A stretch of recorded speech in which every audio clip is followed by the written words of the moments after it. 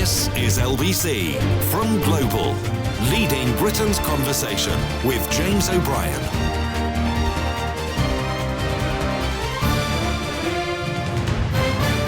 Three minutes after 10 is the time. A very good morning indeed to you. I think as other people pretend to be very cross about it, I find myself increasingly intrigued by it, this notion of privilege.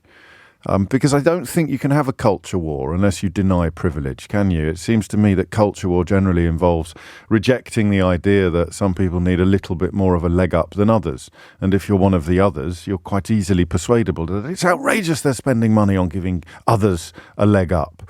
I guess it's the same principle that we've heard for years from crypto racists on the question of foreign aid. Why are we helping someone else? And of course, as we've established many times in the past, people who in the context of refugees insist that we should be helping our own, bizarrely always turn out to be at the very front of the queue of objectors to the idea that we should actually be helping our own, whether it be people who are on their uppers or unemployed or homeless or even poorly. The same constituency of people who insist that we shouldn't help foreigners because we should be helping our own are also the people who object furiously to any political suggestions that we should be helping our own. So it's somewhere inside all of that is relevance to the triple lock pension question. Because the most obvious answer to the question of whether or not the pensions in this country should remain protected from the vicissitudes of economic ebb and flow more than any other part of the population, the obvious answer is, how old are you? And your answer will be determined by your age. I am all in favour of protecting pensions more than we protect anybody else because I am a pensioner. I am furiously opposed to protecting pensions more than we protect anybody else because I am not a pensioner. And then you factor in a little bit of wibble and wobble because you're thinking about your mum or your nan or your granddad, and you sort of think, well, I'm very much in favour of a triple lock on pensions because my mum is a pensioner. And we don't, of course, have means testing in this country on many things. We do on some things, but we certainly don't on pensions. And that means that the sort of emotional heft of thinking back to the times when we were exploring the appearance of warm banks together, I don't know if you remember that, and many of the people with the most poignant stories to share were old age pensioners. So if you are living exclusively on the state pension, you are struggling. You are among the people with least to spend from week to week. And that, of course, makes one reaction to the question of whether or not pensioners should be protected more than anybody else quite straightforward. Yes, of course they should be, because they are more vulnerable than almost everybody else. And yet here we are, looking at the economic news today is poor, but it hasn't been an unleavened diet of bad news lately. The Office for National Statistics has revised up some of its more recent analyses, and things are rather better than was believed previously. But 0.5% drop in GDP is an illustration of the fact that although things may be improving, or although things may improve soon, we've still got a fairly lengthy period of economic unpleasantness ahead of us. And that question of finite funds, a finite amount of funds going into the public pot is, well, crucial to almost every single element of politics. Why did I start off talking about privilege? Because one of the hardest things to convey, I think, is the idea that just because, I think that boomers in particular have had it easier than any other generation in the history of the United Kingdom. All right, what is a boomer? Is that born in the 50s? Born in the 50s, is it a boomer? Sort of that generation where you had a lovely relationship between income and mortgage, the amount of income that you needed in order to get on the housing ladder. The multiple was a fraction of what it is now. You had a much more effective NHS. You were probably had more faith in the police force. You had that. You just had it.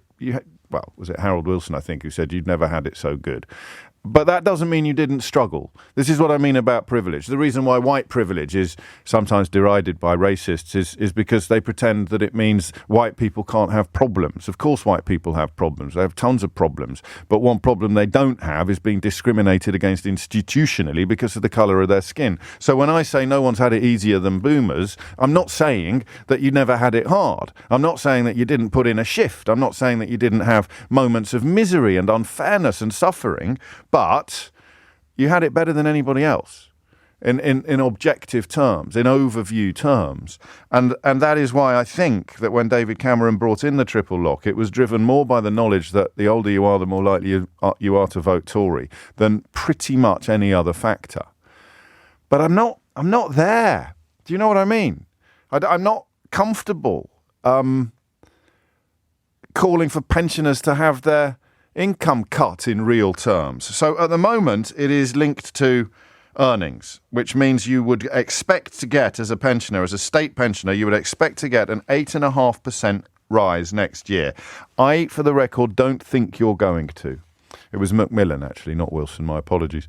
I don't think you're going to get it. I think that you can sometimes tell by what right-wing journalists are doing, what the government has got planned. And when right-wing journalists start pretending that Labour's refusal to commit to a policy on this until they're actually in power is somehow a story that is used as a counterbalance to the actual Work and Pension Secretary suggesting that retirees might not get the expected 8.5%, then you can be fairly confident that the plan at the moment is for pensioners not to get the expected 8.5%. If the Tories are doing something that is potentially unpopular, and you hear right-wing columnists or commentators say, yeah, well, what about Labour? Then you know that the Tories are doing something unpopular. There is no more reliable gauge of how unpopular something the Tories are planning to do than the 80 or 90% of the UK media that is now essentially doing PR on behalf of the Tory party. So, yeah, well, what about Labour? Well, what about Labour? We've got a story for you later today, actually, about another council that is facing economic ruin, and it is economic ruin that has been essentially brought about by Tory mismanagement. But to somehow extrapolate from that reasons not to vote Tory in a general election would be as stupid as using the example of Birmingham Council's financial catastrophe as a reason not to vote Labour in a general election. But when you've got 80 or 90% of the media doing PR for the Tory party, you're going to see Birmingham cited as an example of why you shouldn't vote Labour every day. Well, you're never going to see Surrey Heath Council cited as an example of why you should never vote Tory, even though it's actually Michael Gove's constituency. That's just some little heads ups for you, because it's important to get the truth out there. And that's why when it comes to pensions, when it comes to the triple lock, the fact that they're now sort of trying to turn your attention to the absence of a Labour policy on this is pretty close to proof that it's going to go. And 0345 60 60 973 is the number to call if you want to tell me why you think that's wrong. Because at 11 minutes after 10, at the age of 51, with a mother on the state pension, I think it's probably fair. Not to sort of slice it or dice it or cut it to the bone or abolish bits of it or ban it, or I just don't really see how, when everybody is facing the cost of living crisis, when the long-term sick in particular are becoming an ever-growing problem. We may talk a little later about a new scheme launching today, actually, to bring life coaches into the lives of people who may be able to return to the economy if they get the right assistance. But I can't sit here now and fully understand why, in an objective universe, if you were basing this on fundamental fairness rather than on what's most likely to get us most votes, I don't see how you can say that pensioners should be getting more protection from inflation than every worker in the country, than nurses, than doctors, than everybody. But I categorically do not want you to cast me as an enemy of the old age pensioner, and I am, on this occasion, I am absolutely susceptible to persuasion. By 11 o'clock today, I could have completely U-turned on this, and because I haven't given it a huge amount of thought. It's not something that weighs heavily on my mind or keeps me awake at night. But when I look at the big picture, I can't see how it's sustainable. Indeed, the Pension Secretary has said it is unsustainable. And when I look at the little pictures, I can't quite bring myself to call for its abolition. And by the little pictures, I mean the people that rang me when we were talking about warm banks to describe the circumstances in which they had been forced to live due to their tiny incomes. And those are incomes that are currently pegged to earnings. And that is the thing. 'Cause stop sending me texts saying Harold Macmillan, not Harold Wilson. I've corrected myself at least 30 times. Honestly, this Rewind Live Radio, it's driving me potty. People listening on catch-up, correcting mistakes that I corrected 20 minutes ago. But anyway, I digress slightly. So it's a bit of an old-fashioned phone in this. I don't think the sort of traditional attempts that we share together every morning, trying to dig a little bit deeper or go in a slightly different direction or find a new angle on an old story. I don't think that's pertinent today. I don't think it's possible. I just want to know why you think pensioners should or should not get protection from inflation effectively in ways that nobody else in the workforce, nobody else in the population does. And I'm afraid, Dave, I know you might not like it. You have not got a bloody clue this morning, writes Dave. It was not wonderful. No, it wasn't wonderful, Dave, but it was easier to buy a house. The waiting lists in the NHS were shorter. The likelihood of shoplifters being collared or police coming to your house in the event of you being burgled was much higher.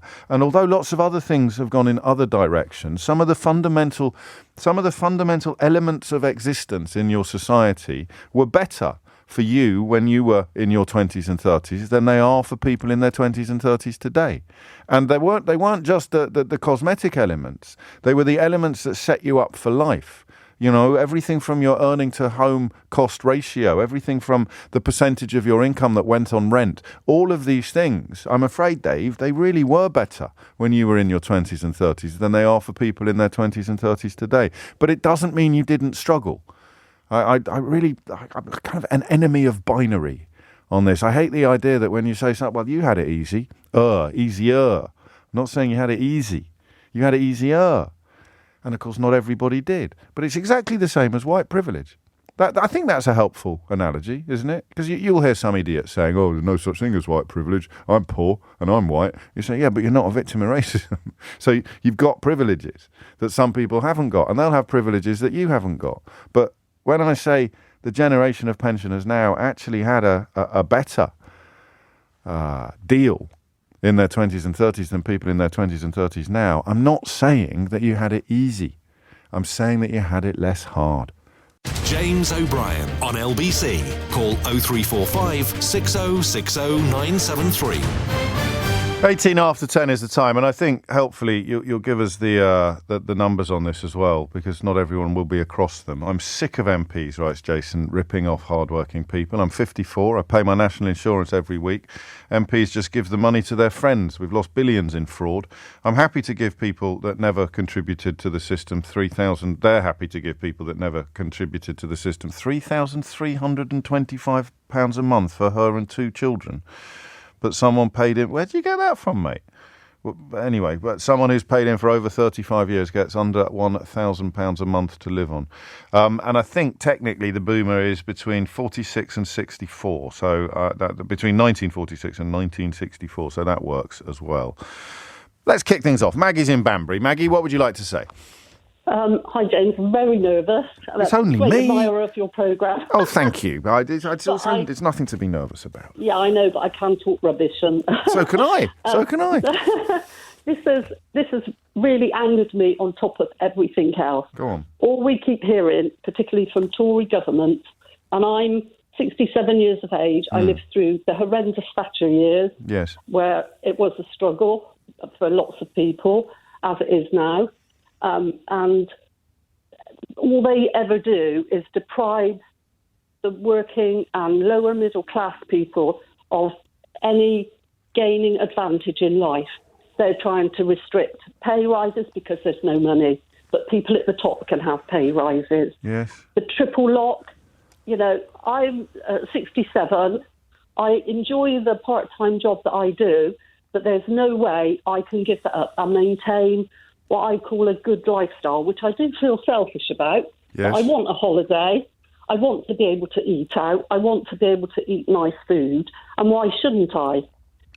And I've contributed to this. And figures have been bandied about this morning. I don't know if they're true, which is why I listen to your programme, because I get some rationality and I can change my view. Yes. But this is going to cost £500 million. £500 million. How much has been thrown away by this government? Well, there's a very worrying story around that I haven't quite dug into yet about suggestions that Rishi Sunak's sort of calling off investigations into PPE fraud, which would be pertinent to your point, wouldn't it?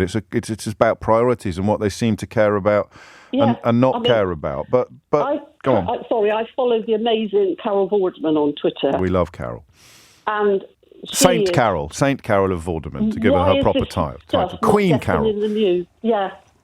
Well, you know why? Because they're too busy, I don't know, complaining about police officers dancing at the Notting Hill Carnival or something. There's always some sort of provocative distraction to use to draw people away from the realisation that they're being exploited or shafted by the people in power. But I'm sounding simplistic now. I mean, the problem is what you've made me realise, and yours is the first call of the day, so I'm glad that you have, is that in a way I've fallen into a little bit of the divide and rule tactics that they use to get the bad stuff through. So I'm thinking about possibly sections of society that need more help than you do. I'm thinking about sections of society, whether it's the long-term sick or the people on minimum wage, people using food banks. Why should pensioners have their triple lock in place when these people are struggling? But of course, what you should have is a more progressive taxation system so that there's enough money to reach all of these parts of society. And I believe there probably is enough money. It's just going to the wrong places. I work within the NHS, and the privatisation that is happening in the NHS, those people aren't doing that for the love of helping people, are they? They're doing that for profit. Everything is now about profit at the detriment to 90% of the population. What we would see in the event of what is being mooted occurring would be 12.5 million older people getting £15.90 a week next year instead of £17.33 more extra. So £74 a year worse off. Would that really make a difference to your quality of life? And I'm asking that question sincerely. I'm not suggesting it wouldn't. To me personally, probably not, although my husband will be retiring at the end of the year, so there's going to be a dramatic drop in our income. So we are already considering what adjustments we have to make. No, fair enough. But yes. I know lots of people who don't have the income we have, and it's not an amazing income. I understand. It just seems it's a political choice to focus upon you and that part of society, and to you and to many others that feels unjust and unfair, and whether or not you turn it into a conversation about which members of the same society should get the money instead, or you turn it into a conversation about why the taxation system in this country is horribly skewed towards the wealthy, and the Tories are always arguing with each other about who's going to give more money to the already quite well off. I'll never forget Liz Truss's brief premiership when she came. First thing that Kwasi Kwarteng did was hand me several £1,000s a year, which then, of course, got taken away again by Jeremy Hunt. But quite how that is sensible taxation, I still don't know. Maggie, thank you. A sparkling debut. I look forward to your next appearance. 10:24 is the time. Anything you want on this, if you think we've missed something. There's some means testing, isn't there, for sort of winter fuel? No, there's no means testing for winter fuel allowances. What I have a problem with, I suppose, is the pensioners' equivalent of what I just said about Kwasi Kwarteng. So people getting a pension increase next year whose state pension is a tiny, tiny proportion of their income. So it's clawing back that money would be sensible, but bureaucratically it would probably cost more than just paying it out in the first place, because the bureaucracy, the paperwork, the form filling, the hoops you'd have to jump through to prove that you deserve it would be expensive. I don't know. And then, of course, you've got the principle. You've got the clear principle of whether or not pensioners should enjoy more protection from the economic vicissitudes of life than anybody else in the country. Phil's in Exeter. Phil, what would you like to say? Well, thank you, James. It's Hello. the first time I've called. I listen to you quite regularly out and about. Thank you, Phil. I'm one of these very fortunate people. I've passed pension age a couple of years ago. I've got my bus pass. I've got my free prescriptions. I've just collected a prescription. I'm a diabetic. Yes. I had quite a few prescriptions, and somebody beside me was paying £9 something. Yeah. I don't know what it is now. And I just thought, oh my goodness, if I had to pay for my prescriptions, that would most probably take, I don't know, it would be an awful lot of money. So I've got my free bus pass. I've got it all now, and my concern is my children. Yes. And my children will not have, and this is where I thought, I'd just like you to think about this, because I will. you think about these things. I try. So therefore, the one thing about the state pension last year going up by 10%, I thought was a good thing, and this for this reason alone. My children most probably won't have a very good occupational pension scheme like I had, True. final salary. Yeah. And they're going to be dependent upon the state scheme. Yeah. And most probably will end up living in a bit more poverty than I am. And so therefore, at least by raising the state pension up to a reasonable level for people to live, I thought that may be it, because it will become more dependent for the generation. I hadn't thought of that. I hadn't thought of that. Well, that's what I thought. Now, I'm also in a lucky position. I actually lead the Exeter City Council, which is a fantastic place, by the way. Yes. And we deal with hardship cases day in, day out. And we deal with a lot of people. We try to help people who are struggling. And I felt immense guilt last year. Although it's only a proportion of my income is my state pension, that nurses, firefighters, rail workers are struggling and yet they're paying their taxes for me, because that's what we do. Why guilt on that? Well, perhaps I care too much. I do feel for people. I think So you because you're comfortably off pension-wise, relatively comfortably off. Relatively, yes. And nurses and firefighters and public sector workers all pay in income tax or national insurance, all pay into the pot from which the state element of your pension is taken. That gave you pause. That gave you a sort of ethical dilemma. Well, yes, it does. Okay. I'm going to go on a limb here and say that you're not the Tory leader of Exeter City Council, Philip. No, I'm not. I didn't think you would be. I'm a former RMT official as well, so perhaps paints you where I am. Don't say, oh God, I was a strange person. No, I said, oh gosh. I mean, in terms of the qualifications that you have for contributing to this conversation. So, yeah, there's a lot of poorer people out there, and I don't mean that in a derogatory term. I knock doors every week, and I see people struggling with their children, to get their children to school, needing food banks. And perhaps this is a wider debate, and we've got it wrong. We've become so split since 2016, and we all know what happened then, and that's another debate. Yes, it is. The society is polarised. The old consensus is gone, that we used to have this consensus. And that TV programme that Koonsberg's doing about chaos is excellent, because it's actually demonstrating where we went wrong. So it would have been nice. It'd be nice if she'd reported on some of that stuff while it was actually happening, Phil, instead of 6 years later, mate. Oh, I totally agree. But the only thing is, I'd say to everybody listening, it's still not too late to change, to get our society back on track, to get it the way it used to. I don't mean the good old days of all that. No, you mean a pitch on which everyone plays according to the same rules. And and some of what Angela Rayner said yesterday with regard to working people in Britain and the protections that they need and deserve would have warmed the cockles of your heart, I'm sure. And inevitably, it's under attack already in the Daily Mail today. Phil, you make a brilliant point, actually. And that point is, it's all very well talking about how boomers possibly had it in many ways easier, in one way, just in terms of the relationship between income and outgoings, with specific reference to property and occupational pensions, as you described. But if you abolish this now, then future generations that are not going to be as well prepared for retirement will also be the ones that lose out. You can posit a future government that brings it back, but, you can't guarantee it. Phil, what a great call. Thank you, mate. It's 10:30. Thomas Watts is here with your headlines. James O'Brien on LBC. 10:34 is the time. Despite writing a book that begins with the line, "There's no point having a mind if you never change it," which is essentially stolen from a philosopher called Edward de Bono. He was a philosopher before he set up U2. I don't like it when I feel the ground between my feet falling away quite early in a conversation. But the first two calls this morning have pretty much flipped me, I have to say, on the triple lock for pensioners, because I fell into a trap. That's why I opened up by talking about boomers having it easier, not easy, easier than subsequent generations. But that is what you do, isn't it, if you're right-wing? You say, why are they getting that when they could be getting it? And then you end up giving it to neither.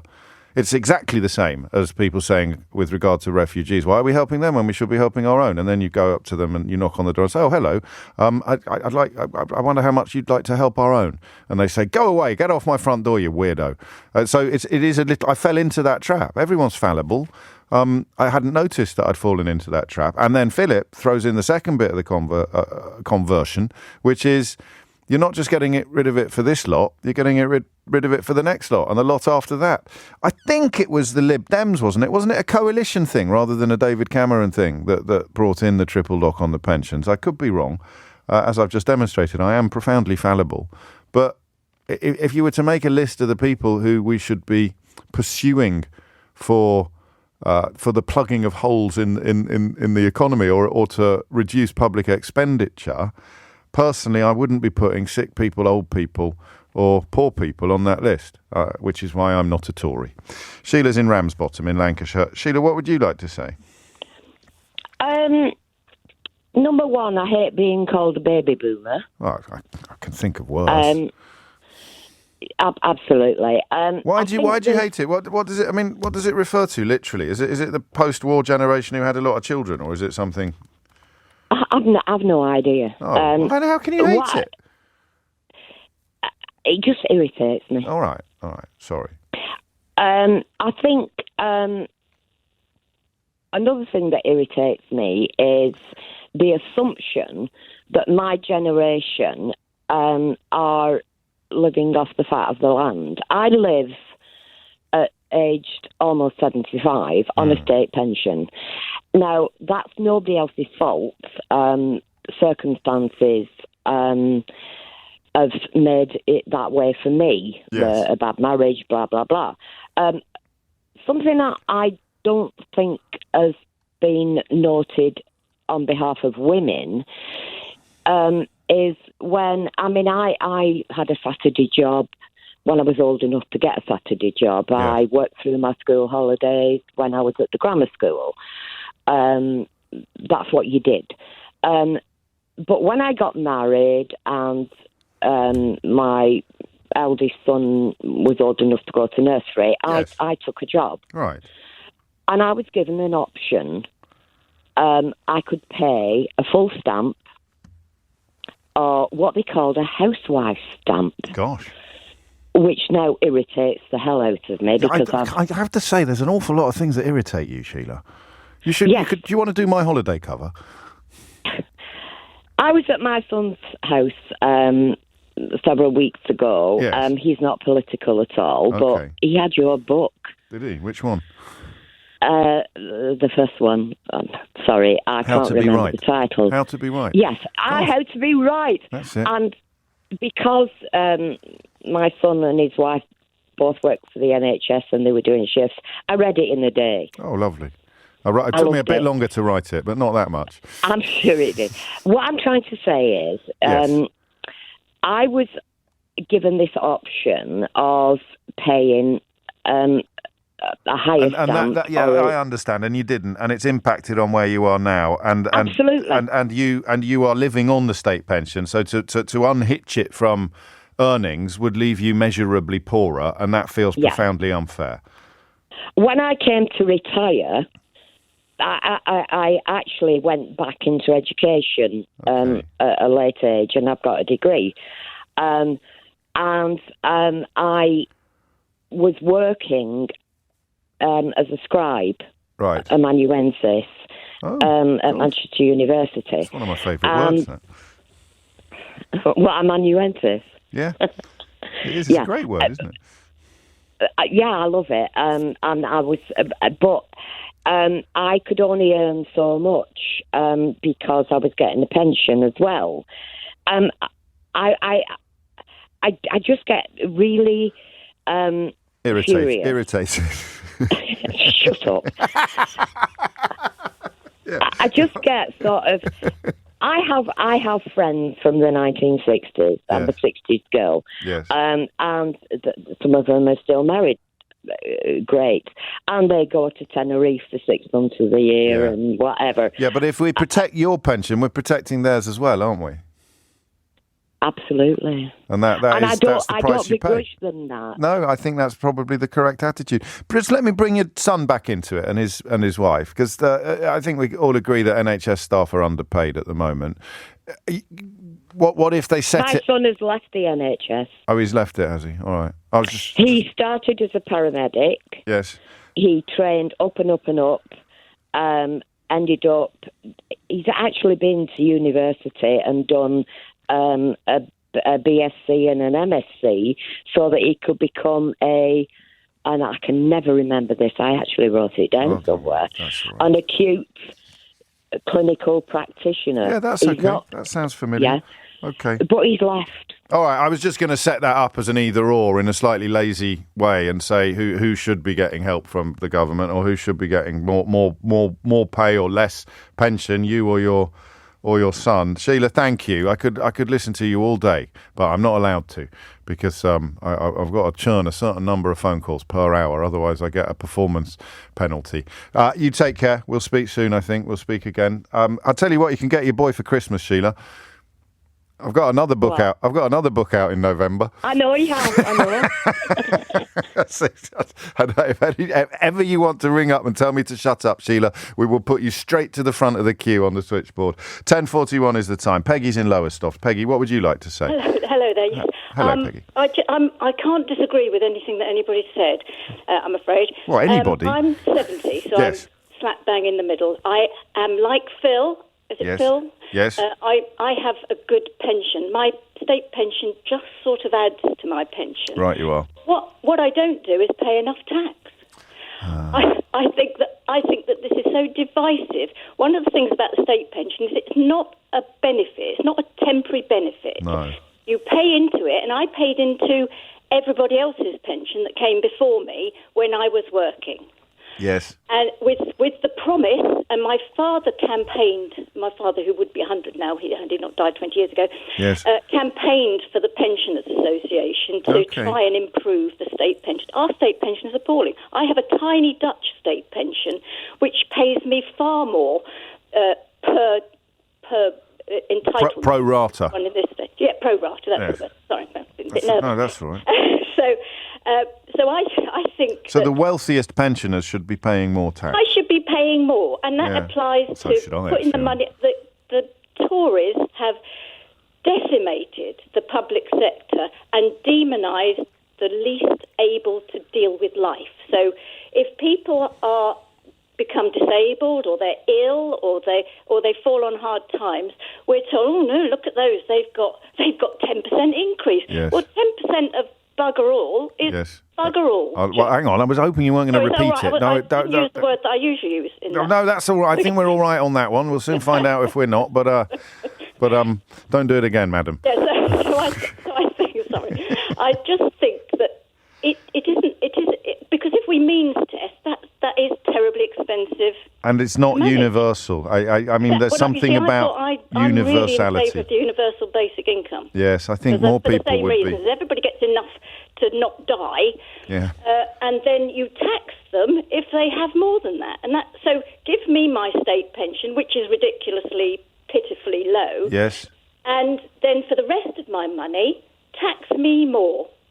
Got it. No, I think that's So beautifully that's put. the- No, Peggy, that is beautifully put. I mean, politically difficult, of course, because you and Phil are not representative of the majority. At least I don't think you are. Certainly the way these stories are presented, reported, reflected, and the way that the votes tend to go. But saying to the wealthier pensioners, we're going to take a little bit more tax from you on your non-state income, would probably be a vote loser. And of course, your generation and above are more likely to vote. That's one of the great truisms of UK politics. John's in Thank you, Peggy. John's in Kingston. Actually, I'll come to John first after the junction. I may as well hit this one on time. There's a first time for everything. We're talking about the whisperings. Well, they're not even whisperings, are they? The Pension Secretary has essentially described it as unsustainable.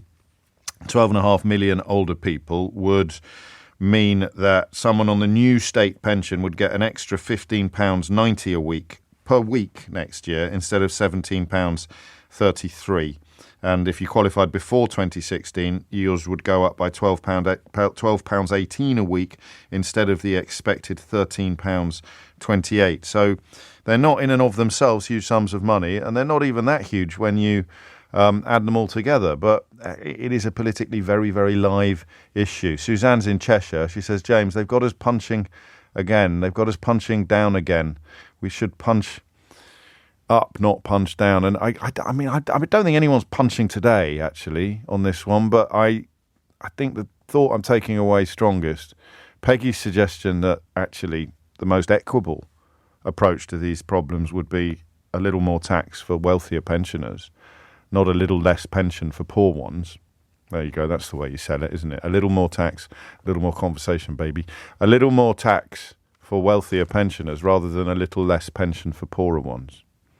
And Phil's reminder that you take it away today for the current generation, the current pensioner generation, you're taking it away from tomorrow's as well, and the one after that. And they're not going to be as well insulated with private pensions and property. It's 10:45. James O'Brien on LBC. Call 0345 6060 973.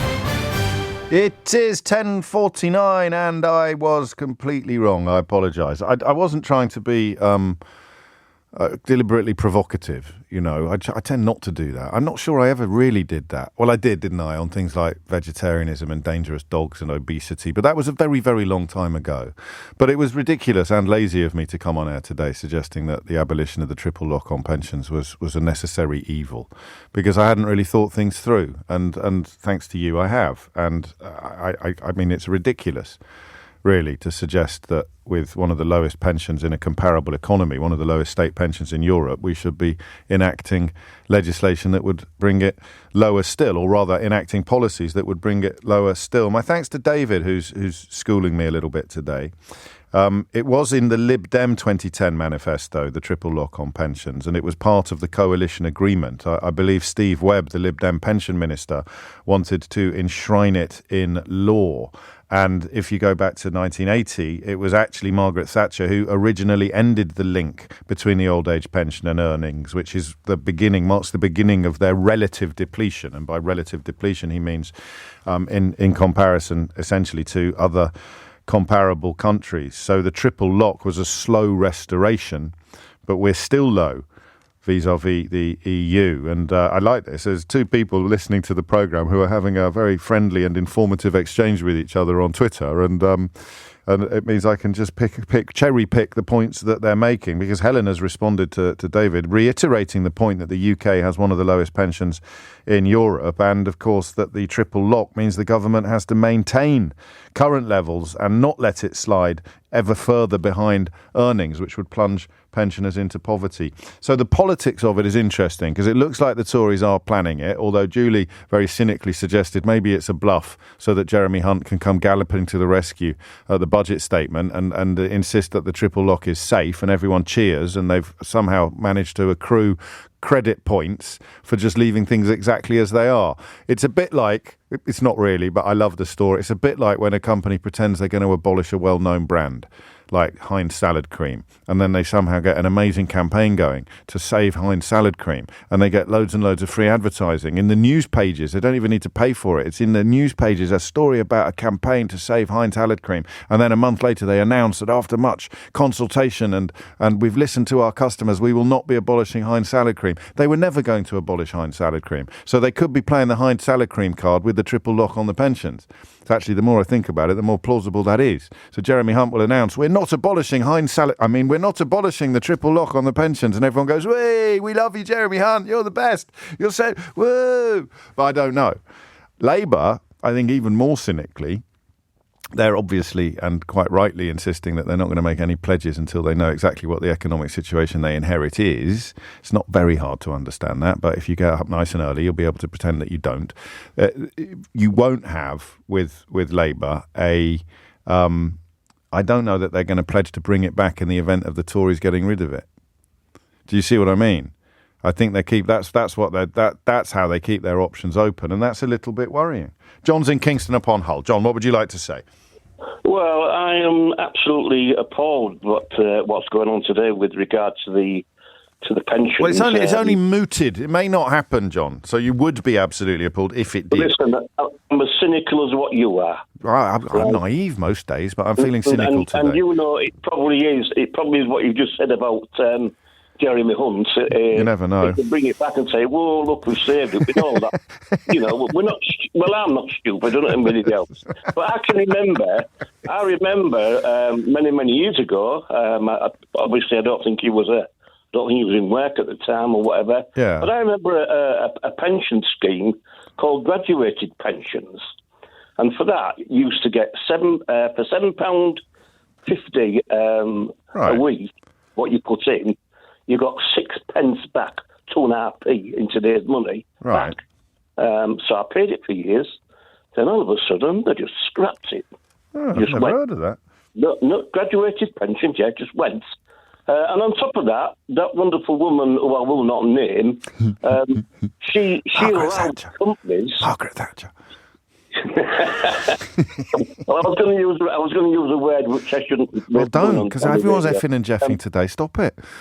Go on. But that woman allowed companies 10 years pension cop-out. Did she? For 10 years, and this was the height of the yuppies and shares and everything was rising, booming. It was booming, and she allowed them 10 years to not pay into any pensions. I didn't know that. I paid into a pension all my life. I have several pensions. I'm what you would call a baby boomer, which, you know... Well, it's more pejorative that than I realised when I used it earlier today. So, I mean, it's technically an accepted description, and it refers to the generation that you were born into. But some people don't like it, and I understand why. Well, I couldn't care less, to be quite honest. But I mean, you know, as has already been said, we have the lowest pension in Europe. It's only down there. I could be a little bit more.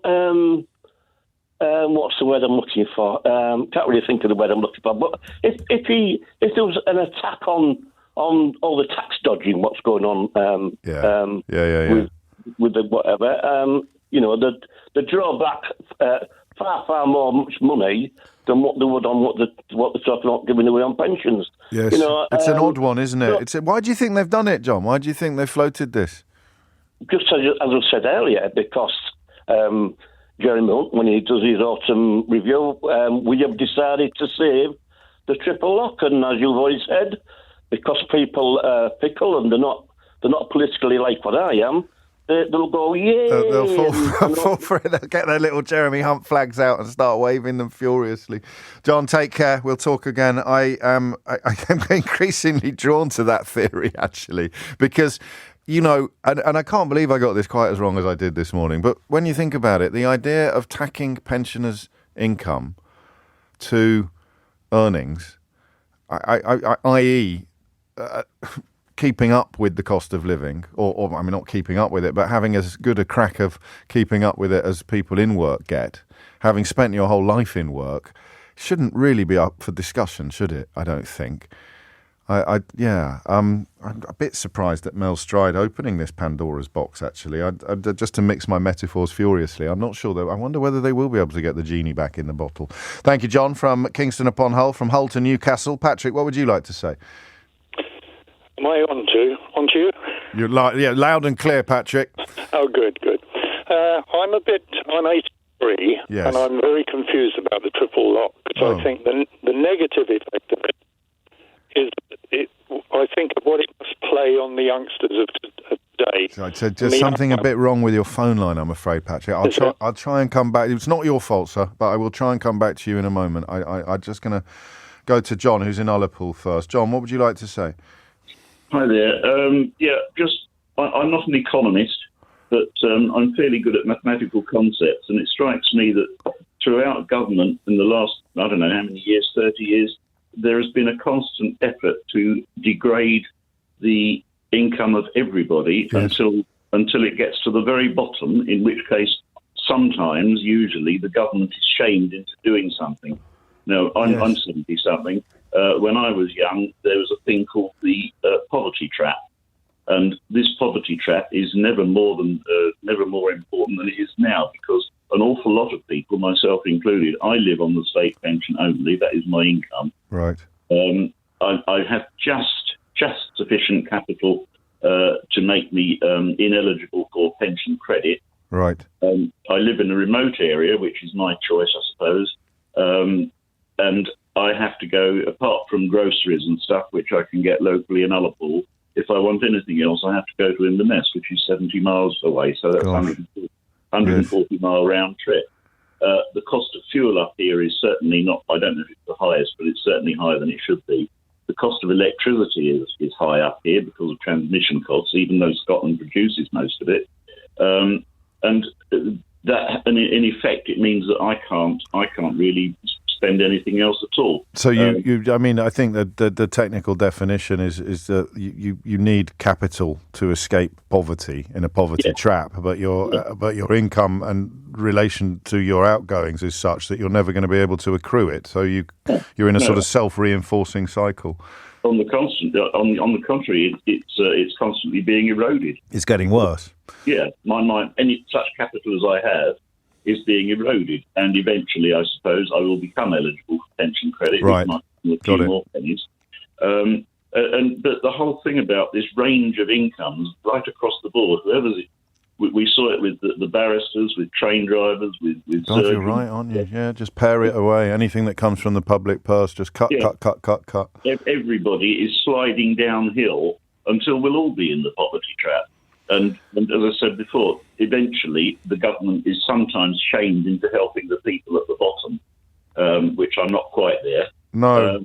And that's the way. That's a brilliant analysis. And I mean, I don't know whether you've always subscribed to that school of thought, whether the sort of clouds have cleared and the penny has dropped in your later years, but for younger people listening, it should be easier to accept than it would have been for what we have loosely described as the boomer generation, when this wasn't really the direction of traffic. People were generally better off than their parents. So if you're struggling with John's analysis or you're not comfortable with it, you want to reject it, then you need to very, very simply look at whether or not people today are more likely or less likely to be better off than their parents were more likely or less likely to be better off than their parents. And I guess the really criminal element of it, morally criminal element of it, is the way that these weirdos keep talking about growth, fetishizing growth, claiming that there's growth. Growth is good for everybody. Well, maybe not that kind of growth. This is LBC from Global, leading Britain's conversation with James O'Brien.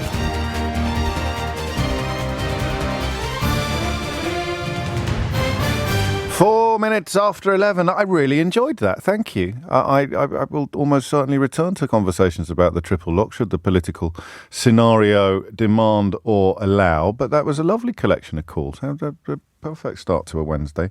PMQ's coming up at 12. Ickle bit of politics for you now. The by-election in Tamworth has been announced. It'll be on the same day as the by-election in Mid Bedfordshire. If you had a little bit of a nap Nadine Dorries has actually resigned now. So 80 days? It took Phineas Fogg went around the world in the amount of time it took Nadine Dorries to resign. So that's her old constituency. And Tamworth is Chris Pincher's old constituency. Both of those by-elections now set for October the 19th. The respective Tory majorities were 19.6 thousand and 24.7 thousand. So I mean, I don't think anybody will be counting any chickens. If Labour were to take Tamworth, it would be the second biggest ever swing in a by-election. A slightly bigger swing than they needed in Selby. That's a slightly smaller one than they secured in Selby. But anyway, big swings. 11:05 is the time. I have just realised something that is a bit grim, to be honest with you. Some time ago, I kind of stopped doing what you might call reaction conversations to other commentators. It just seemed to me, well, I haven't successfully stopped, but I thought I'd try and stop because somebody somewhere, like a columnist, says something obnoxious or provocative, and then we talk about how obnoxious and provocative it is. And you're kind of just feeding the monster that started the conversation. There are exceptions. I felt that Jeremy Clarkson's bizarre fantasies about Meghan Markle were worthy of conversation, not least because, of course, they were published in The Sun, which is owned by Rupert Murdoch, who remains the most influential man in the United Kingdom, despite not living here. And so there are always exceptions. Occasionally lines are crossed by columnists, but I don't know that the sort of hang 'em and flog 'em columnists or send them back where they came from. I'll mention it and I'll laugh about it or rage about it, but I won't necessarily do a phone-in about it. But something quite weird has happened since 2019, and that is that the cabinet has become populated with people who say the sort of things that used to be confined to deliberately provocative and quite obnoxious commentators. So Suella Braverman, probably the patron saint of the phenomenon that I've just described, has come under attack from the Police Superintendents Association president for her frankly witless criticism of so-called woke policing. Now, just off the top of my head, right, you're going to think of Wayne Couzens. You are, and you know, the subsequent discovery of many, many more abusers within the actual police force. You're going to remember Bieber Henry and Nicole Smallman, murder victims who were photographed and images were shared by two serving police officers, later jailed for 33 months each. And I'm not going to read out what some of the WhatsApp messages said because you will be sick. You've got the Charing Cross toxic culture where racist, sexist and homophobic messages were routinely exchanged. Derogatory terms about people with disabilities, references to Somali children and African children, female police officers told that sexual harassment was part of police culture and that they should play the game or stay quiet. You've got probably in your own mind other memories of cases like David Carrick's, a police officer, a Met police officer who admitted 49 charges, including 24 counts of rape. You've got the 15-year-old girl strip search, Child Q, she was known as, by Met police officers at her own school. You've got the failure to investigate Stephen Port because it was contended, probably because his victims were young gay men. You've got another story this week about WhatsApp group. Officers fired from the force after their WhatsApp group that was, I don't know how my memory works, but it was named, the WhatsApp group was named Magaluf. It had 3 male officers in it. And what was particularly upsetting about that story was the way that the way it was reported that their female colleagues had thought these men were their friends, and then they read what was written about them specifically in these WhatsApp groups, and you know, that shakes your trust in colleagues, that shakes your trust in men, that kind of shakes your trust in everything when people you've been joking and laughing with and having fun with turn out to be behind your back saying these utterly disgusting things. So that's just off the top of my head, and I think most of those have happened while Suella Braverman has been in the cabinet, and many of them have happened while Suella Braverman has been in the Home Office. But she has decided that the things that people should really be getting upset about with regard to the police force is what she describes as the unacceptable level of woke policing. So she talks about badges or the progress flag. And I think she's probably talked about dancing at the Notting Hill Carnival, which has been a sort of camouflage for anti-black racism as long as I've been doing this job. Why are police officers dancing at the Notting Hill Carnival? Here's a little thing that I worked out earlier. No one has got a problem with police officers dancing at the Notting Hill Carnival. Literally nobody has got a problem with that. If people profess to have a problem with that, if I invite you to ring in and tell me why you've got a problem with police officers dancing at the Notting Hill Carnival, what you're really objecting to is police officers being nice to black people. That's your actual problem, whether you realise it or not. That's what you're actually objecting to. Nobody's got a problem with police officers wearing pride badges or wearing one police officer on one day wearing a multicoloured helmet or having a bit of a boogie at a pride march. What you're really objecting to is police officers being nice to gay people. Because you're not really allowed to be publicly racist or publicly homophobic anymore.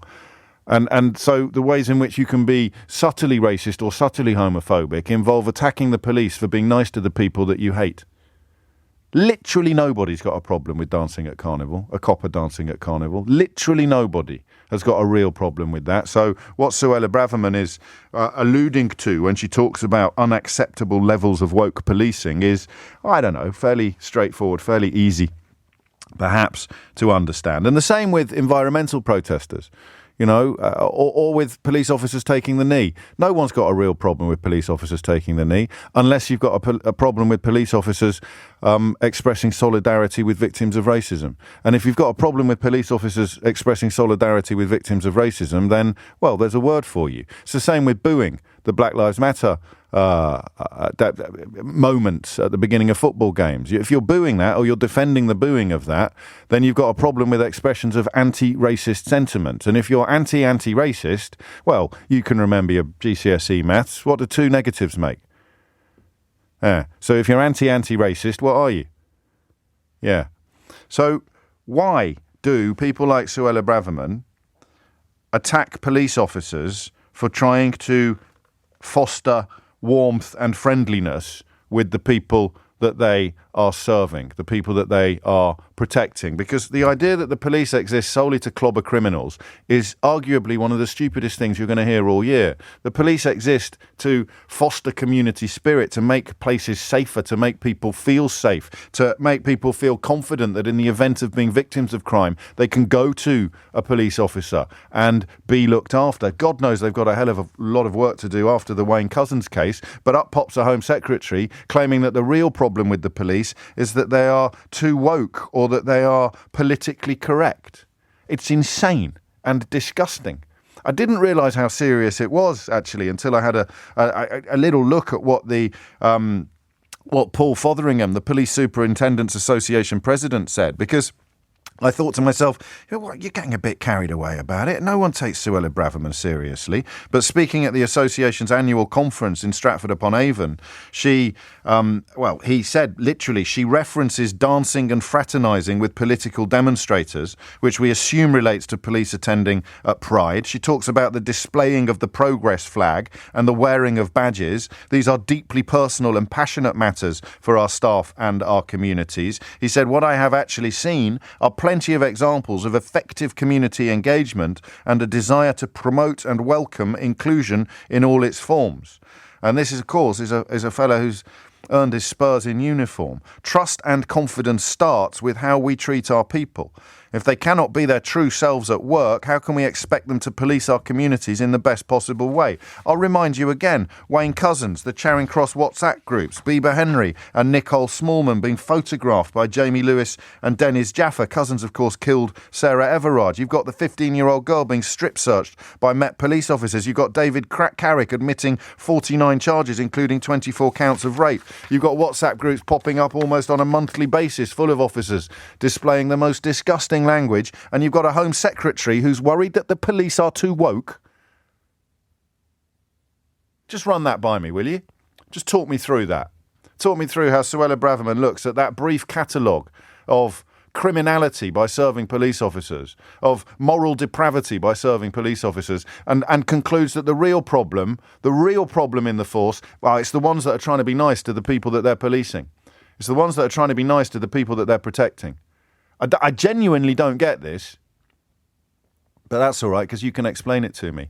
Why do you think Suella Braverman expresses unhappiness with what she describes as woke policing? What is she playing at? 0345 6060 973. To what sort of person is Suella Braverman trying to appeal when she makes more of a fuss about people dancing at Pride or Carnival or wearing a progress flag or a badge than she does about routine exposure of WhatsApp groups where police officers are engaging in exchanges and language that are disgusting to the point of discriminatory, to the point of criminal? What is she playing at? To whom is she trying to appeal? Hit the numbers now. You will get through. 0345 6060 973 is the number that you need. And how can anybody honestly have a problem with police dancing at Carnival or Pride unless what their real problem with is police being nice to black people or gay people? And you're dreaming of the days when, in fact, it was illegal to be gay and the police were routinely throwing black people down the stairs of a local police station and pretending that they'd fallen. I can't see another explanation, but, as we demonstrated in the last hour, I showed you that I'm capable of changing my mind and admitting that I'm wrong. So it's perfectly possible that you can explain to me why we should be obsessing about police officers dancing at Carnival or Pride and saying absolutely nothing about the latest example of racist, sexist, homophobic, misogynistic, quotes, banter, end quotes, popping up in pretty much every corner of the police service. Hit the numbers now, you will get through, okay? 0345 6060 973. I can't see it from any other angle at the moment, but that might just be because I've got blinkers on. What exactly are people complaining about police officers communing and communicating, dancing and joking with the people that they're looking after in some contexts? You never see anyone saying, there was a police officer at the Cheltenham Festival and he was having a bit of banter with the punter about whether they're going to put a few quid on a horse or not. No one ever does that, do they?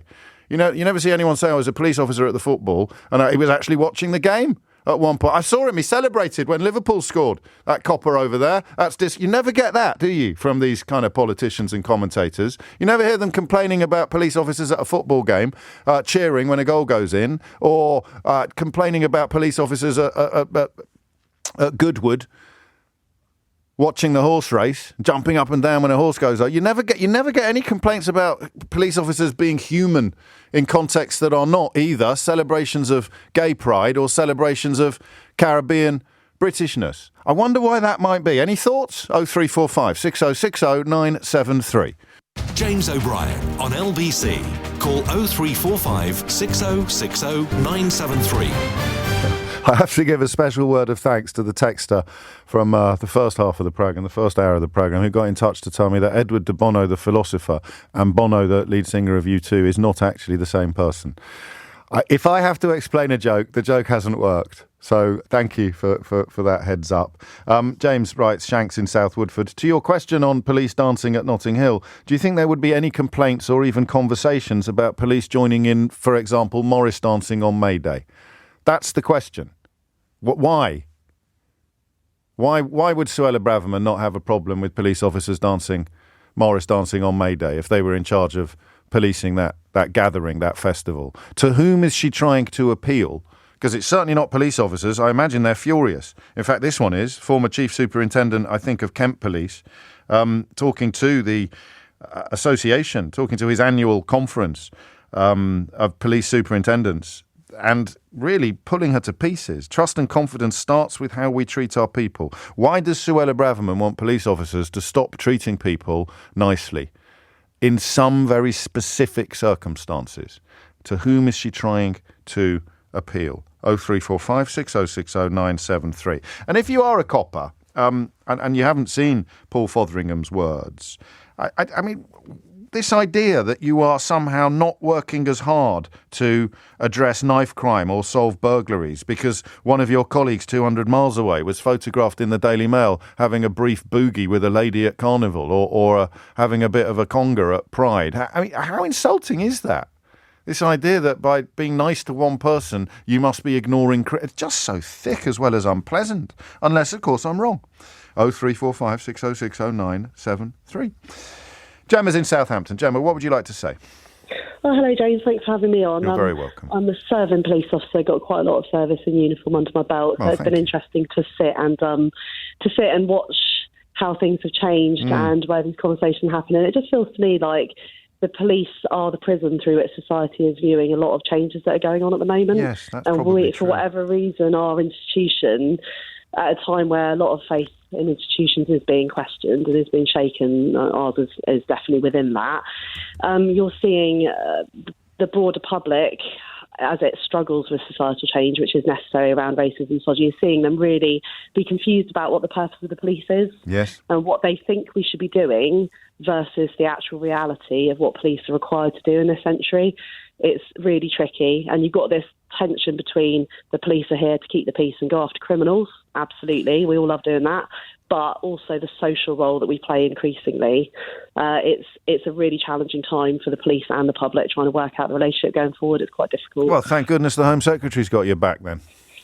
Well, it's difficult, isn't it? Because you've also got the political element in it, which is you've got a government and difficult. And the police have always been convenient in that way because we do manifest a lot of people's fears, and politics, a lot of it is, unfortunately, is about on fears. Of course it is. And you know, one of your colleagues rang me during lockdown when people who are normally very vocal about who the police should be bothering and why they should be doing more and why they should be going after X and going after Y. And then the police, of course, during lockdown, you had to go after people like them, and they were suddenly absolutely furious about it. And one of your colleagues, I'll never forget, she said to me, people love the police until they're the ones being policed. Yes, that can be very true, unfortunately. You know, you love the police until you get a speeding ticket. Yes. I always say that, you know, you get pulled over, but I think also sometimes there's a lack of understanding. The police are often simplified. We're a massive service that does a lot of things that often aren't seen. You might not know about the police until, for example, something very tragic happens to you. Very true. And you realise the police attend sudden deaths. You know, until, you know, it's not all about the stuff you see on TV. There's a lot of underlying functions, much like the NHS. And some people will never have contact with the police. So what they see through social media with people who perhaps have other agendas is, the police are messing around at a Pride festival. The police are doing that. And they don't understand the nuance of that and building community relationships. Or they do. I mean, you know, it's one or the other, isn't it? They do understand it and they don't like it. Sometimes I do feel that there are things that creep in, but at a time where we're, as an institution, grappling with our own internal issues around misogyny, racism, homophobia, there are a lot of us really trying to build those relationships and really trying to understand and engage with this, perhaps for the first time in 20 or 30 years. That's interesting. Really engage. A lot of us are not happy with how we've been led and how things have run, and we really want to change it, and we want those community trust back in those relationships to get on track. But every time we try, we get hit down again. But then I think most people would probably be lifting you up. It's just that the people hitting you down, as we often observe on this programme, control about 80 or 90% of the media, and now they've got Suella Braverman banging the same drum as well.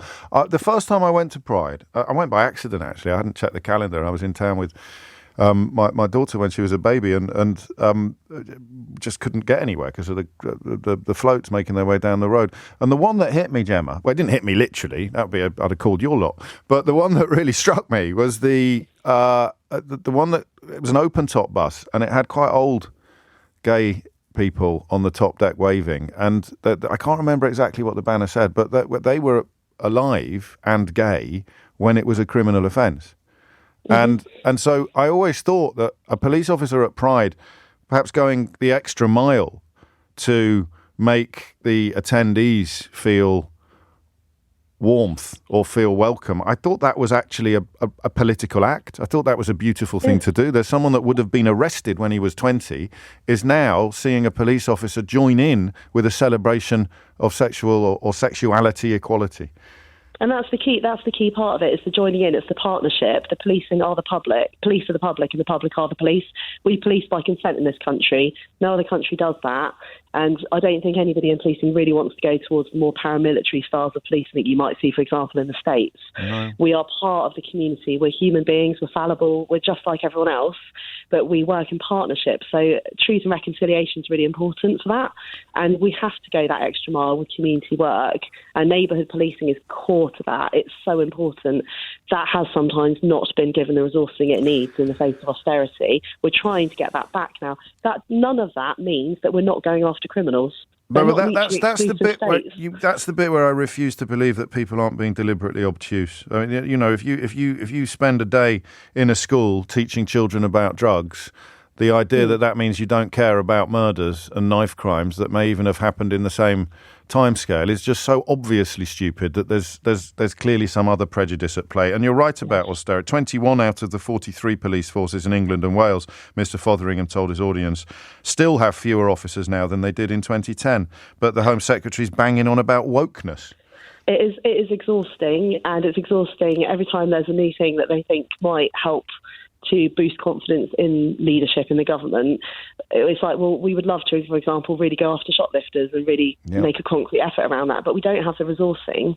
And there's a general sense of confusion in my perception as to what the police are here for, what we should be doing. We are being pulled in several directions at once. What I would ask the public to do is just to remember that when we're going in and giving a drugs talk in school, the officers probably attended the stabbing of a young person. Well, of course. Potentially given the death message to the family. Yeah. We know what it looks like, just like the traffic officer that gives you a ticket has attended more fatal car accidents and given death messages to bereaved families than potentially most people will ever have hot suppers. It's not for no reason. There's a reason behind everything we do. You're getting it from all angles, aren't you, at the moment? Because I'm here sticking up for your lot, but also, of course, reminding everybody of the terrible examples of what's gone on in police services in recent times. And then you've got people coming from a slightly different moral place attacking you for trying to be decent, and the Home Secretary is siding with them. I would just ask the public to just stay with us. We are trying.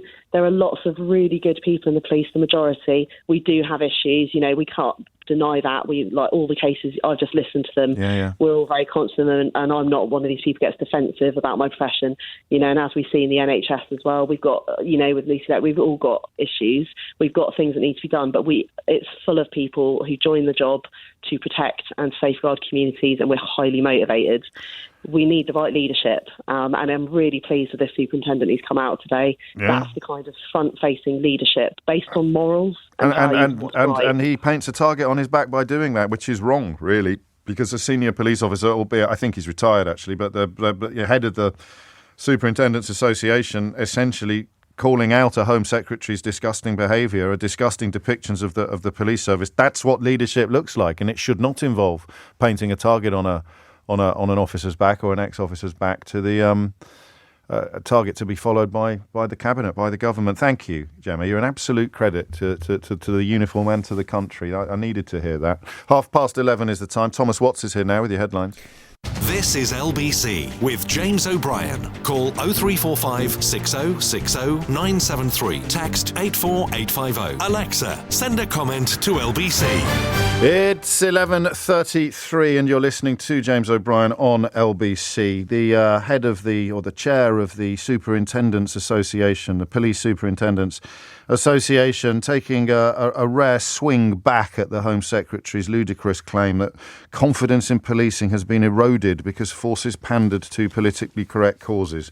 Suella Braverman has got a major shock coming when she learns about Wayne Couzens, when she learns about David Carrick, when she learns about the toxic culture at Charing Cross, the appalling treatment of the murder victims Bieber Henry and Nicole Smallman, the failure to properly investigate Stephen Port, the strip searching of a 15-year-old black girl by Metropolitan police officers in her own school. But it's none of that. No, it's being nice to people at Pride and Carnival that's causing the problem, according to Suella Braverman. So fair play to Paul Fotheringham for pushing back. This is the crucial line. Trust and confidence starts with how we treat our people.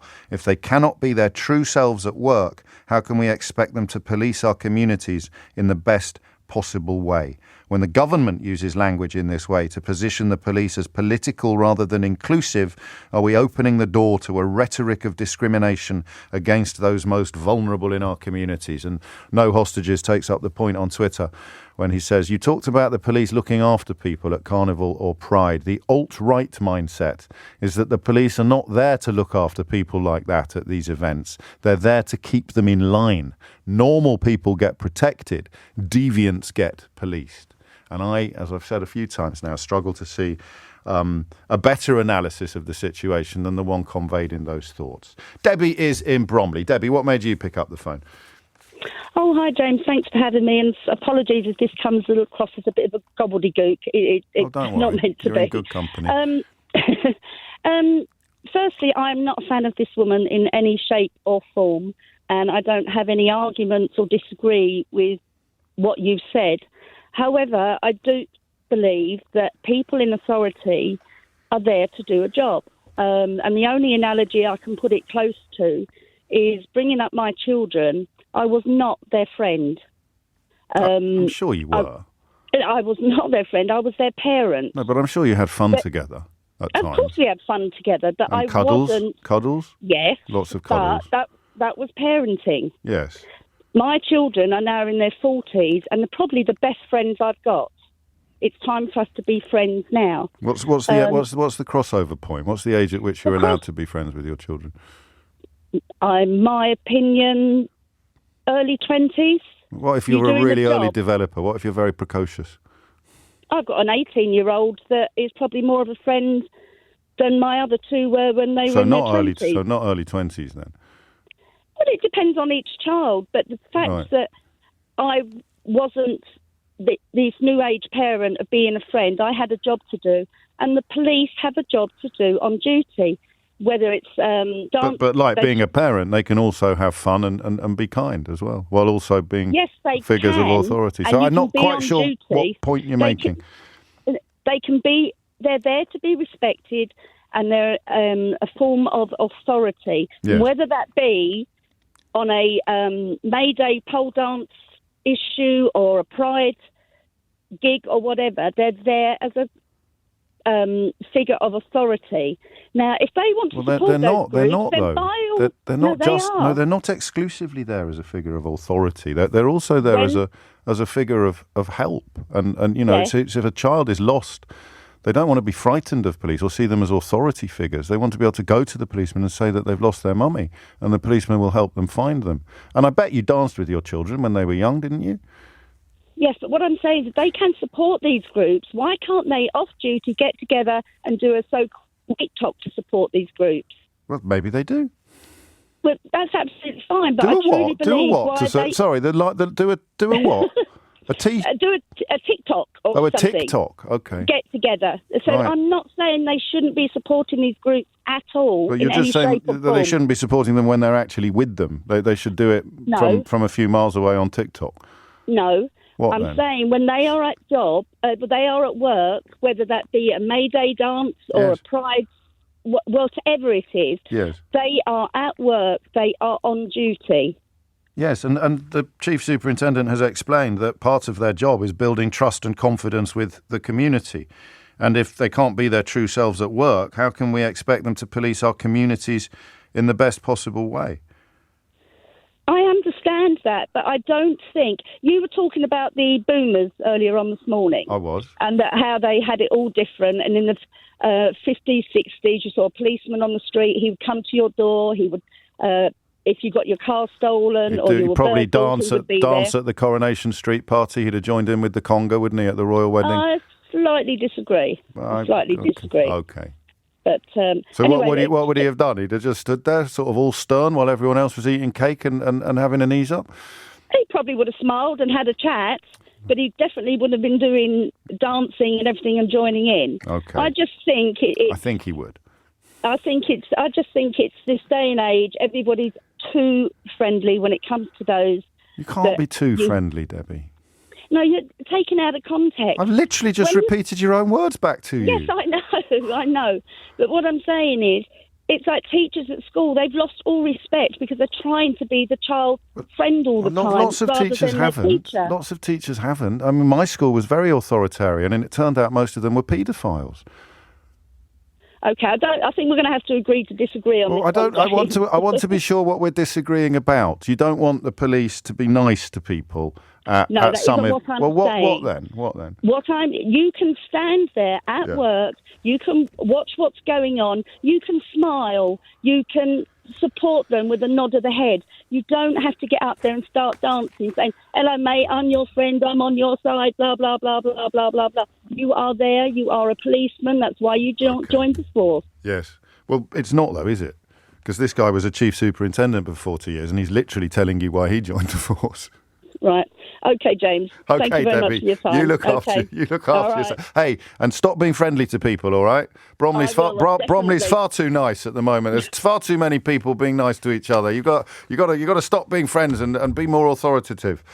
Ooh, Chris is thank you, Debbie. You look after yourself. Chris is in Paynton. Chris, what would you like to say? Hi, James. Hello, Thanks Chris. for taking the time. You're very welcome. I just thought that it's quite sad, really, to see this type of comment being made, and I think this type of comment really damages the people in the Pride community's trust in the police and the difference. Sorry, between what kind of comment, Chris? Just to clarify. The comment that Have you rung in by accident, Chris? Because you sound you've been slightly taken by surprise by the question I'm asking you. No, it's my first time calling now. Okay. I'm just a bit nervous. Well, take your time. What comment are we talking about here? The comments from the chief superintendent? Or the comments from Suella Braverman? Yeah, that one. Right. Yeah. Yes, I think you're right. That does damage it could damage if the Home Secretary is saying the police shouldn't be nice to people at Pride, then that could, I don't know. How does that damage? I don't know that I followed you completely, Chris. Because I think that there's a lot of younger people in Pride, and there are a lot of elder people. Or older people in the force who may not, be of the supportive mindset. Yeah. And the police present at these events, or not at these events, if they were to have a negative attitude or a neutral attitude at these events, that could be the difference between someone in the Pride community going to the police in the future with an issue. That's brilliantly put. Of course it could. Especially somebody who perceives the police historically perhaps as being unsympathetic to their sexuality, someone who remembers the days when it was literally a crime to engage in, to have sex with your partner if you were gay. And so that idea that the oil tanker has been turning, and you need evidence of how far it's turned around, and it's almost impossible to think of anything that proves how far the oil tanker has turned than this kind of engagement at that kind of event. Yeah, exactly. Top man. It is really quite sad, and it is comments like that. Like the Home Secretary's talking about woke policing as if there's something wrong. Well, I mean, Debbie would disagree, Chris, who was on just before you, but somehow she managed to disagree in a much less obnoxious way than Suella Braverman, who is clearly up to something politically. And I wonder what it is exactly that she is up to. To whom does it appeal? I suppose we'd have to put Debbie on the list, but the idea that police officers should not be behaving in an engaging manner, in a personal way, in scenarios where it would be welcomed by everybody present, then I can't quite work out who it is that she's trying to appeal to. Thank you, Chris. It's coming up to 11:45. If you struggling to get through, you can have Chris's phone line. As I say goodbye to him, you can grab it on 0345 6060 973. Does anybody really have a problem with police officers dancing at Pride or Carnival, or is it actually the fact that police officers are being too friendly to gay people or too friendly to black people that is the impulse being appealed to here? James O'Brien on LBC. Call 0345 6060 973. 12 minutes to 12. James, I served in the military aged 17 to 22 and went to Iraq in 2003. There was a phrase you may remember, winning hearts and minds. This involved a softer approach and dressing down our appearance to make it easier for the locals to trust us. Police dancing and matching in these events is them simply blending in with the community to gain trust. It's showing that they are also human and that they can be approached. I think it's pretty obvious, but obviously not obvious to everybody. Deborah's in Canterbury. Deborah, what made you pick up the phone? Well, first of all, thank you for having me on, James. Love the show. Thank you. You're very welcome. I'm an ex-Metropolitan Police officer, twice awarded for acts of bravery, so I think I can weigh in on this a little bit. Yeah, all right. I used to police Hillingdon, but we would get bussed in if we had things to do like Notting Hill and the like. So yes. I just came home and turned the radio on, and addressing the lady that was, I think she was 2 callers previous before the young man that was super nervous. Anyway, she said that police should remain completely professional. So let me just say this. At no point does a police officer not be professional. When you're stood there at a parade, you're not expected to stand rigid like a post. No. It's really good to engage with the public because you're human. You're there, everybody's having a good time. You're trying to keep the place peaceful. You're watching everything because that's what you're trained to do. However, if somebody comes up to you, it happened to me, a chap wanted to have a little boogie, I had a little boogie with him, no big deal. I mean, it really isn't, is it? I mean, it is. 20 years I've been listening to people complain about police officers dancing at Notting Hill Carnival, and I've got no better clue now what the problem is than I had then. It's a perception. They think that we're stood there doing nothing. Yes. You're trained not to switch off. You watch everything, you listen to everything. I mean, shortly after that incident, I was involved in running after a drug dealer that tried to stab somebody. But you won't see that on the mainstream news. As if you've got to go on your radio. So it comes in and say, right, everybody, I don't know what the lingo is, Deborah, but, there's a drug dealer on the run down by Ladbroke Grove. Everyone run there now. And you're going to reply saying, no, I can't. I'm sorry. I'm in the middle of a boogie. Exactly. It's just insane. It's just ridiculous. It's ridiculous. It's the same thing when I was stood outside of a nightclub. There was a Halloween party. I was one of the officers that was just stood there watching proceedings because people were very drunk. They were going into this really big nightclub in Uxbridge. I won't name the club. Narrowed it down, I think. Yeah, there's probably one right at the end of the high street. Opposite the council building. No. You silly sausage. But go on. if I hadn't have been there engaging with the general public, there was a young man that came up to me dressed in an outfit. Now I have to try and be a bit discreet about what he looked like because it might give it away. Okay. He was dressed in a certain outfit and he was obviously educated, but he was complaining of certain symptoms. Okay. If I had just remained completely professional and told him to go away because he's too drunk or too high or what have you, I would have missed the fact that he had a hole in his heart and he died right in front of me. And I brought him back to life. Flipping it. You have to engage with people. You're human beings.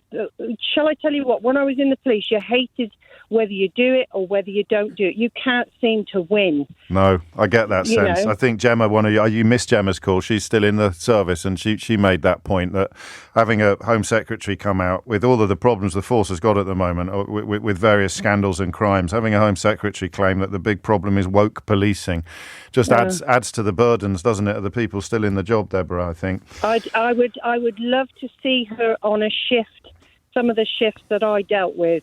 That's a nice point that you make. Not for the photo opportunity, but for the actual education that it would involve. Deborah, thank you. That was because I think the caller you referred to was actually another Deborah. So 2 Deborahs offering up 2 very, very different perspectives. One, of course, with bags of experience and 2 bravery medals, and one, well, not with 2 bravery medals and bags of experience. 11:53 is the time. Henry Riley has sauntered into the studio with an interesting little scoopette. Well, James, we've been told that Michael Gove's local authority, which is Surrey Heath Borough Council, faces effective bankruptcy potentially within the next 2 years. So this is local Conservatives who've been blamed for the handling of the council's finances. So it's currently run by the Liberal Democrats. They won it in May of this year. It was 49 years previously of continuous Conservative administration, and they've obviously inherited the finances, which they say is simply unacceptable. And of course, it is perhaps questionable for Michael Gove because he is the Levelling Up Secretary, which means as part of his brief, he is in charge of local government. And it, of course, might add pressure on members of the hierarchy of the Conservative Party. Greg Hands, the party chairman, has been out in the media criticising Birmingham's Labour-run council, for instance, in recent weeks. Here he was on with Ian Dale on LBC just last week. When Labour are in charge of things, they run them very badly.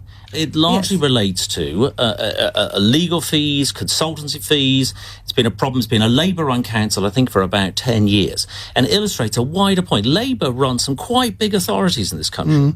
And they've been shown time and time again. This is Labour's real Achilles heel. When they run something, they run it back. Who runs Northamptonshire County Council? Wokingham. Who runs Woking? These Council? are, but Birmingham is Europe's largest council. Time and time again, when Labour runs something, they've been shown to run it badly. Just in case you're confused by Ian's line of questioning there, the 3 councils he mentioned are all Tory-run, but Greg Hands didn't really pause for long enough to breathe, let alone acknowledge the reality of the points Ian was making.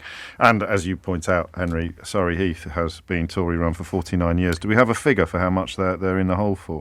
Yes, so essentially this concerns, James, 2 purchases by the previous Tory administration. Firstly, there's the shopping centre, which is called the Square, previously the Camberley Mall, if you're from that part of the world, and House of Fraser as well. They purchased this back in 2016, and they purchased the Square for £94 million. That has just been valued, and it's worth £30 million. Yeah, that's not good business. A potential loss of £64 million. Good maths. There's then the House of Fraser, thank you, building, and they purchased that for £18.5 million. And let me guess. Go on. 12. No, 2,900,000. So a potential decline in value of 15 million. I've done even more maths. A potential combined loss of 79 million. Did you just add the 2 together? I just added the 2 together. He's good. Or a 71% loss in value, which did take some further. Right, you needed a calculator for that one. I did. Yeah, I didn't do that in my head. But I've been speaking with the new leader of the council, James, the Liberal Democrat Sean MacDonald, and he's essentially told me he's been left with a mess. Very similar to our colleagues in Woking across the border, where it was a Conservative administration that ran them into the ground with property dealing. We have issues with the debts that we've inherited. Some massive swings there from 113 million to 33 million, and caused by a bit of a rush of blood by the Conservatives in terms of property speculation. So, James, this may well place further pressure on Michael Gove. He's been the MP there since 2005. His majority is over 18,000. But, of course, the Liberal Democrats winning the council there, they will be perhaps sniffing an opportunity. And also, I mean, there are 20 local councils, James, which Moody's, which is a credit rating agency, effectively says could be at risk of bankruptcy. 7 of which are in Surrey. One of them, of course, this particular one, Surrey Heath. Another one is Spelthorne, which has the local MP of Kwasi Kwarteng. So that's one to watch. Lastly, James, very quickly, the Conservatives have responded in the last few minutes.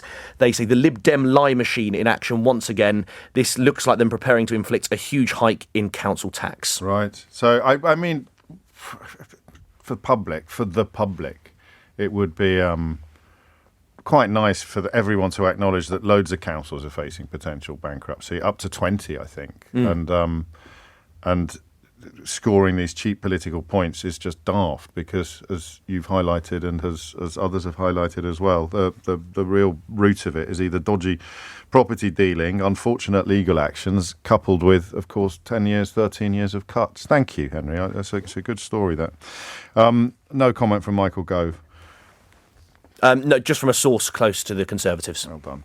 Henry Riley there with some excellent maths. It's 11:58. You're listening to James O'Brien on LBC. I think we'll have a quick catch up with Lewis Goodall. So my apologies to Neil. I've got Neil in Cambridge. Can you do it in a minute, or would that be too little time for you to make your point? I'll do my very best, James. Carry on. It's just that, as a former officer, 31 years, it's critical to me that the police do engage with the public. And this isn't about looking nice or being nice. It's about an operational impact. Of course. One of the things I used to talk to my young officers about was two things, really. The first is that if you treat everybody you come across in the way you'd want one of your loved ones treated, then you will not be wrong. You cannot go wrong if you take that as a base. Whether your loved one is gay, whether your loved one is mixed race, whether your loved one is a woman, transgender, whatever, you treat them in the way that you'd want those treated. And ultimately, we all join the police, actually, to take away the baddies, to make it better for society, to take away those evil people who disrupt communities. And every person you interact with is a potential juror. Gosh, crikey. And so, you know, if a jury member believes that the police are homophobic, racist, and misogynistic, then you're less likely to get a conviction. That, Neil, you brought it in almost on a minute, and that is a really powerful, substantive point with which to close. I'll just very quickly read this out as well. James, I'm a retired police officer. My father was a police officer and killed on duty. Grandfather was a police officer. Uncles, cousins in the force. I've got a photograph from 1931 of my grandfather dressed as a woman taking part in the annual fancy dress football match between the local police in Inverness against the local council staff. So there it is. Lewis Goodall is here to tee up PMQs. What do you think? What's going to? Where are the openers? I wouldn't be surprised if this question nutrient neutrality, which doesn't sound very interesting. Because in a weird sort of way, I mean, just in case people haven't been following this, why would they?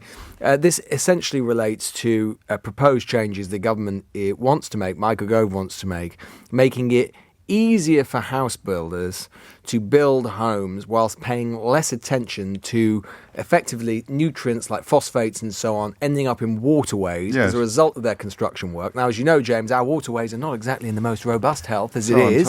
But this was around last week, though. Why would they come? Well, because Labour today has said in the House of Lords that they're going to oppose this measure. I see. So Angela Rayner, as one of her first actions as Levelling Up Housing Secretary, she's written in the Times with the new Shadow Environment Secretary Steve Reed saying that Labour in the Lords are going to oppose it. And in so doing, just because of the weird parliamentary mechanics which need not detain us, that will basically kill it. Because, as I say, for odd parliamentary reasons, the Commons won't be able to send it back to the Lords. So if the Lords vote it down tonight, which it looks like they're going to do because Labour are going to oppose it, this Green attempt led by Jenny Jones, Baroness Jenny Jones in the House of Lords.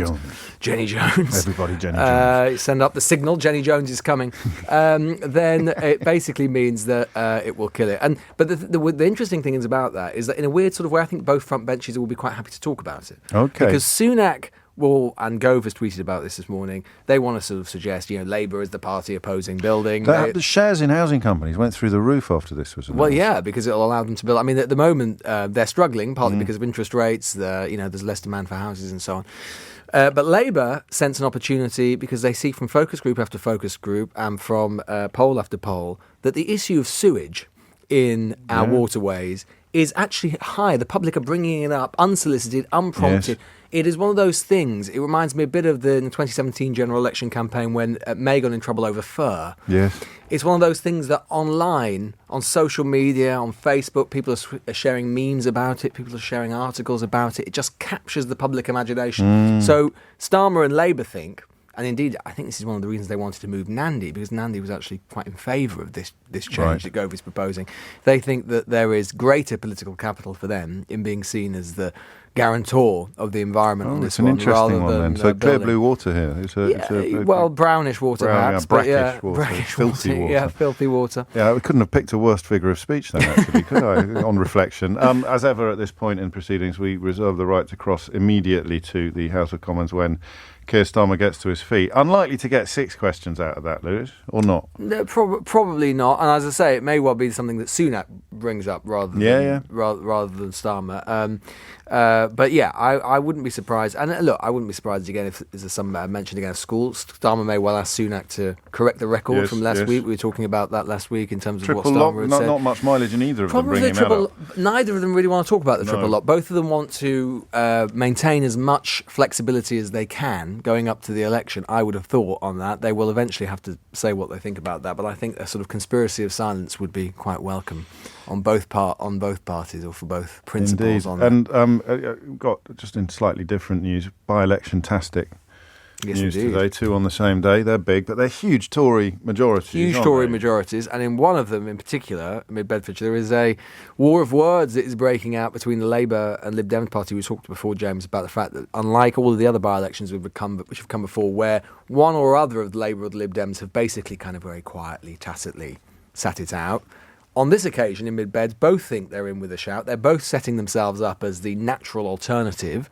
And of course, that leaves progressive voters who don't like Nadine Dorries, didn't like what she did, don't much like the Conservatives, not entirely sure which way to go. You know, if you talk to voters there at the moment, they're getting absolutely deluged by both parties. There is no pact. And of course, the net result of that could well be to allow the Conservative candidate, however unpopular the national government is, to just about squeak it through the middle. I think Tamworth Labour will be very hopeful of taking that, even though it's a huge Tory majority. But given the circumstances and so on, if they don't, it will be, I think, considered a pretty big disappointment. So one for the psophologists. One for the psophologists. You know where psophology comes from? You probably know this. Greek. It's Greek, yeah. It relates to urn. It's a Greek word for urns, where they used to put the you votes. Put the bit in the urn and then count them because it was a secret ballot. Because yes. We put it in the urn, and then they cracked the very Greek way, smashed the urn open, and then counted the ballots. Okay, here's Keir Starmer. Thank you, Mr. Speaker. Can I join the Prime Minister in his words about the Clerk of the House? Mr. Speaker, I pay tribute to the police who tracked down the escaped terror suspect from Wandsworth Prison last week. Despite being charged with terrorism and despite being a flight risk, he was not held in a Category A prison. Why not? Minister. Well, Mr. Speaker, I'd like to thank the police and their partners for their efforts to find and arrest Daniel Khalif.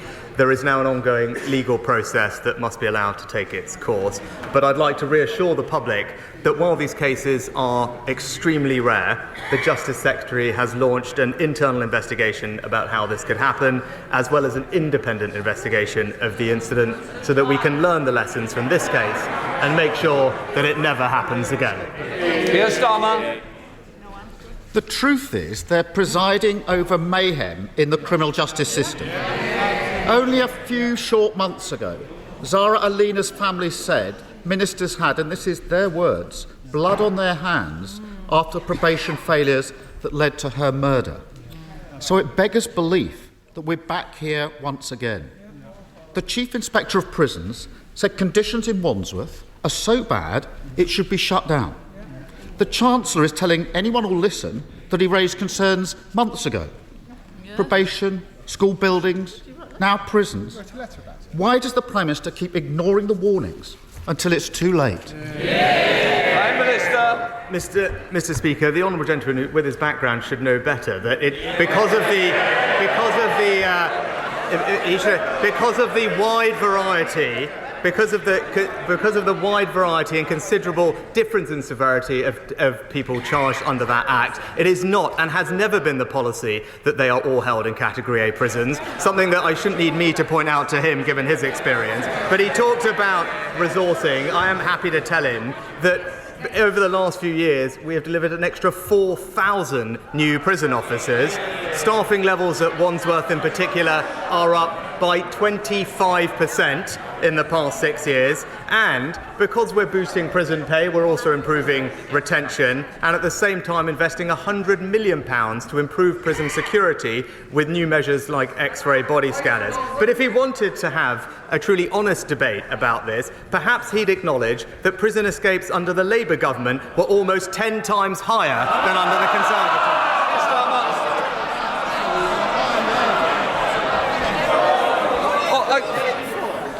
I did say last week, and it will continue this week. Who wants to start this session by leaving? Please do so. I'm happy to help you on your way. Keir Starmer. Mr. Speaker, every week, whatever the topic, he paints this picture as if everything is great and fine out there. It's so at odds with the lived experience in the real world. Let me turn to another serious security concern. Some in this House face sanction, intimidation and threats from the Chinese state.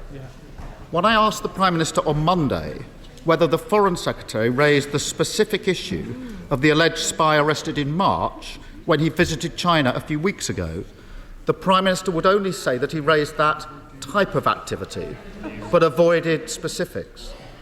So I asked the Prime Minister again, did the Foreign Secretary raise this specific case when he visited China? Yes or no? Mr. Speaker, I'll refer to my previous answer, where I've said very clearly that the Foreign Secretary raised these issues with the Chinese Foreign Minister who he met, as did I when I had my meeting with Premier Li over the weekend. But when it comes to China, Mr. Speaker, this government has put in place the most robust policy that has existed ever in our country's foreign policy. It is to protect our country for the values and the interests that we stand up for. It is to align our approach with our closest allies, including those in the G7 and the Five Eyes, and is to engage where it makes sense, either to advance our interests or, as I did at the weekend, to raise our very significant concerns. That is the right approach to China. It is one that is welcomed by each and every single one of our allies, and I'd be interested to know what he thinks that he would do differently. Well, that certainly wasn't a yes. And what he says now is totally at odds with the Parliament's Intelligence and Security Committee report of July this year. That set out that the government has no clear strategy when it comes to China, has failed to support the intelligence agencies, and is leaving the UK severely handicapped in managing our future security. This has been raised time and time again. But yet again, the Prime Minister fails to heed the warnings and is now desperately playing catch-up. So will he finally commit to the full audit of UK-China relations, which so many in this House have so long demanded? Well, Mr. Speaker, as always, the Leader of the Opposition is just playing catch-up and hasn't caught up with the reality of what's actually happening. He talks about the ISC report. Again, if he actually went through it, he would realise that it related to a period of investigations which was in 2019 and 2020. Since then, Mr. Speaker, we have launched a whole new integrated review refresh of our China strategy. It's published. We've put in place a range of new measures, including, for example, the National Security Protective Agency, which is staffed out of MI5, supporting businesses and organisations and being alert to the risk from cyber and from China. But if he wants to talk about foreign policy, Mr. Speaker, he should perhaps reflect on his own record, because this was the man who said he was 100% behind the former Labour leader, a person who wanted to abolish the army, scrap Trident and withdraw from NATO. It's clear what he did. He put his own political interests ahead of Britain's. Mr. Speaker, probation, prison, schools, China, yet again inaction man fails to heed the warnings and then blames everyone else for the consequences. Mr. Speaker, on Sunday, the Home Secretary celebrated her first anniversary in post. That is, if you overlook the 6 days she missed when she was deemed a national security risk. In that year, 40,000 people have crossed the Channel on a small boat, and the taxpayer is now spending £6 million a day on hotel bills. He's failing to stop terrorists strolling out of prison, failing to guard Britain against hostile actors. He's completely failing to stop the boats. How can anyone trust him to protect the country? Mr. Speaker, he talks about trust, he talks about action. Just today, this government is taking action to reform defective EU laws to unlock over 100,000 homes, boosting our economy, supporting jobs and ensuring that we can realise the aspirations of homeowners. Now, he talks about trust, he tried in this House to talk the talk on house building, but at the first sign of a cheap political hit, what did he do? He's caved in, Mr. Speaker. Rather than make the right long-term decisions for the country, he's taken the easy way out. It is typical of the principles-free, conviction-free type of leadership that he offers. Flip-flopping from being a builder to a blocker. Mr. Speaker, the British public can't trust a word he says. Mr. Speaker, every week he comes here protesting that nothing's his fault, trying to convince anyone who's still listening that everything is great. The truth is, the floor fell in for millions of families because of their economic mayhem. The classroom ceilings collapsed because he cut vital school budgets. And now the walls of our national security have been breached because they've ignored repeated warnings. No one voted for these shambles. No one voted for him. So how much more damage do the British public have to put up with before he finally finds the stomach to give them a say? Mr. Speaker, we are getting on for the British public just in the last week, announcing a new landmark deal for British scientists, attracting £600 million of new investment for our world-leading auto industry, and wages now rising at the fastest rate on record, Mr. Speaker. And where has he been this week? Locked away with Labour's union paymasters, promising to give them more power and scrap the laws that protect British families and their access to public services. It's clear it's only the Conservatives that are on the side of the hard-working British public. Thank you very much, Mr. Speaker. Last week, with Yorkshire colleagues, I met with our local integrated care board to discuss plans for improving dentistry provision. But when surgeries suddenly close to NHS patients without notice, as one in Harrogate did very recently, an immediate strain is put on local provision. Will the Prime Minister look at what can be done in these circumstances to ensure that no one is left without access to an NHS dentist? Prime Minister. Well, my honourable friend is absolutely right to raise this, and we will look into this issue. He'll be reassured to know we're investing £3 billion a year into dentistry. There is no geographical restriction on which dental practice a patient may attend, and practices should keep all their records up to date, including whether they are accepting new patients. And typically where a practice ends a contract, NHS England and ICBs should work together to ensure that funding is reallocated and patients continue to have access to NHS dental care. SNP leader Stephen Flynn. Mr. Speaker, as someone who spends more money heating their swimming pool than the total value of the UK state pension, I think it's safe to say that the Prime Minister might not be as invested in this topic as some others. But let's afford him the opportunity to clear up any confusion. Will he commit his party, the Conservative Party, to maintaining the state pension triple lock beyond the next general election? Yes or no? Prime Minister. Mr. Speaker, this is the party that introduced the triple lock, Mr. Speaker. This is the party that has delivered a £3,000 increase in the state pension since 2010. It's also the parties that ensure that there are 200,000 fewer pensioners living in poverty today, and this winter ensuring that pensioners get an extra £300 alongside their winter fuel payment to support them through the challenging times with inflation. So, Mr. Speaker, our track record is clear. There is one party in this House that has always stood up for our pensioners, and that is the Conservative Party. Mr. Speaker, I don't think we heard a yes there. And you'll imagine my shock, my utter surprise that we appear to have consensus once again between the Conservative Party and the Labour Party on this most important of issues, despite the promises that were made to the people of Scotland in 2014, and despite the clear statements from the likes of Gordon Brown that the only way to protect your pension is to remain within the UK. How hollow those words are now. So may I ask the Prime Minister, who does he think will scrap the state pension triple lock first? His government or the Labour Party's government? Prime Minister.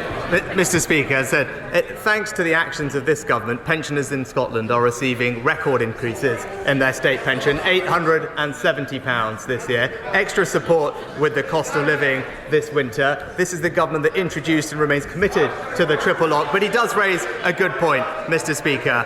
Pensioners in Scotland should know the reason they can rely on the state pension, not just today but for years to come, because of the strength of our union and the strength of our United Kingdom government. Mr. Speaker, beautiful Eastbourne is perhaps best known as a top visitor destination, but there is important... 17 minutes after 12. Tempted though I am to find out where the Eastbourne-based question is going. I think we'll pause briefly and then return with Lewis Goodall to pick over the bones of what we've just heard. James O'Brien on LBC. 20 minutes after 12 is the time. PMQ's prompting the usual cavalcade of comment from you. I'll try and play a few of those into our conversation. Lewis Goodall is here. I mean, 10 out of 10 for predicting that it might be Rishi Sunak who brought up the nutrient whatever. But we probably Neutrality. missed nutrient neutrality. We probably missed a trick on Daniel Khalif in our pre-match warm-up. That's true. We should have done. I should have done. But I suppose in a way, the truth is that what Starmer was doing, and look, he's doing this week after week, and I don't think it's going to change much up into the election. It's rinse and repeat. Is that he mentioned about 3 or 4 things, and that's the point. The sort of macro Labour strategy is to basically say week after week that nothing is working, and really pinpoint or really put Sunak on the spot in the sense that of trying to make him seem like that Jim Callaghan thing in the late 70s. Crisis, what crisis? Yeah. Never said it, but he was perceived to have said it. It was a famous Sun headline. And it is very difficult for Sunak to answer because clearly, and his aides will know this, and those thinking, the Conservative strategists will know this, all the opinion polls say, focus groups say, voters are deeply dissatisfied with the way the country is going, the direction it's heading in, the quality of their everyday lives and lived experience. There is this sense entirely, which is not just a sense, it is in so many ways borne out by events that so much isn't working properly. And how does Sunak respond to that? Because on the one hand, if he can't accept it, well, you're getting it also for people who are lucky enough not to stumble across this stuff. You're getting it from people like Sarah Vine in the Daily Mail, totally. Michael Gove's ex-wife, it's describing everything as broken in the country. It's an elite narrative as much as it is a narrative on the street. And how does Sunak respond to that? He can't accept the premise of the question, obviously, because he might as well pack up and go home if he accepts it's all gone. But And therefore, he has to try and say, well, things aren't really that bad, but obviously leaves open to the rejoinder, which is, you're out of touch. You haven't got a clue. Very, very difficult for him to get off that one. And I think in terms of what Starmer was trying to do strategically more generally, telling as well that thinking of the topics he was talking about, yes, criminal justice, China, small boats, these are all things which aren't just sort of Labour bread and butter. It's not NHS, it's not schools. It's deep into Tory territory and stuff as well. The twin benefit is stuff around which Sunak has a political problem with his own backbenchers. And he's got restive backbenchers on China, on small boats, on security. And of course, we saw, and I suspect we'll hear it again, this new name that Starmer has got. It used to be that Johnson was the one who managed to very effectively apply the kind of little nicknames for Starmer. Starmer turning it on, Sunak calling him Inaction Man. That's good. I'm sure it's been focus group with each of its live. It sort of works, it sort of lands, and sort of, again, plays into this sense of kind of atrophy and stasis that Labour is trying to create. So I suspect we'll hear about that again in weeks to come. It is, and we've talked about this before, it is usually a mark of Sunak floundering when he where he breaks the glass to release the Jeremy Corbyn comment, isn't it? Yeah. That came quite early today. I think that came in the 4th question. Yeah. Well, we spoke last week about the fact that, and nothing has changed, to coin a phrase, that Sunak is a politician in search of a message, in search of a narrative, in search of some adhesive to bind his thoughts together. You need that as a politician, as a prime minister. You need a message to be able to tell about yourself and about your opponent. What is Sunak's? We know what Starmer's is. It's very effective. It's pretty effective. It speaks, it chimes with a certain feeling in the country at the moment. Sunak desperately needs one of his own. What he cannot do is rely on the greatest hits of Conservative narratives and messages gone by. And we saw them again in display there. And as you say, James, it is the break glass in case of emergency. Oh, I'm struggling. What can I do? Yes. I'll mention Jeremy Corbyn. That wouldn't be planned anymore. in advance. That's more likely to be a kind of, There's the big three. There's and to some extent, Conservative leaders always talk about Captain Hindsight last week, Captain Hindsight, talking about lockdowns. This all stuff that feels like ancient history to most people. It doesn't feel like it rises to the moment that we're in. So, talking about union paymasters, okay, Tory leaders always do that, fine. Talking about Corbyn, a pillar of the 2019 election result, he's not going to be relevant by the time of the next general election. He's not even a Labour candidate anymore, whether you think that's good or bad. It's just not a relevant issue. And then also just talking about, we had heard it in the first question there, around criminal justice. Oh, well, prison escapees were 10 times higher under the last Labour government. Last Labour government came in 1997. It's not much saying, oh, well, okay, but back in 1998, things were a bit worse. 1998, you're talking about 25 years ago. A good slice of the electorate wasn't even born or certainly wasn't voting.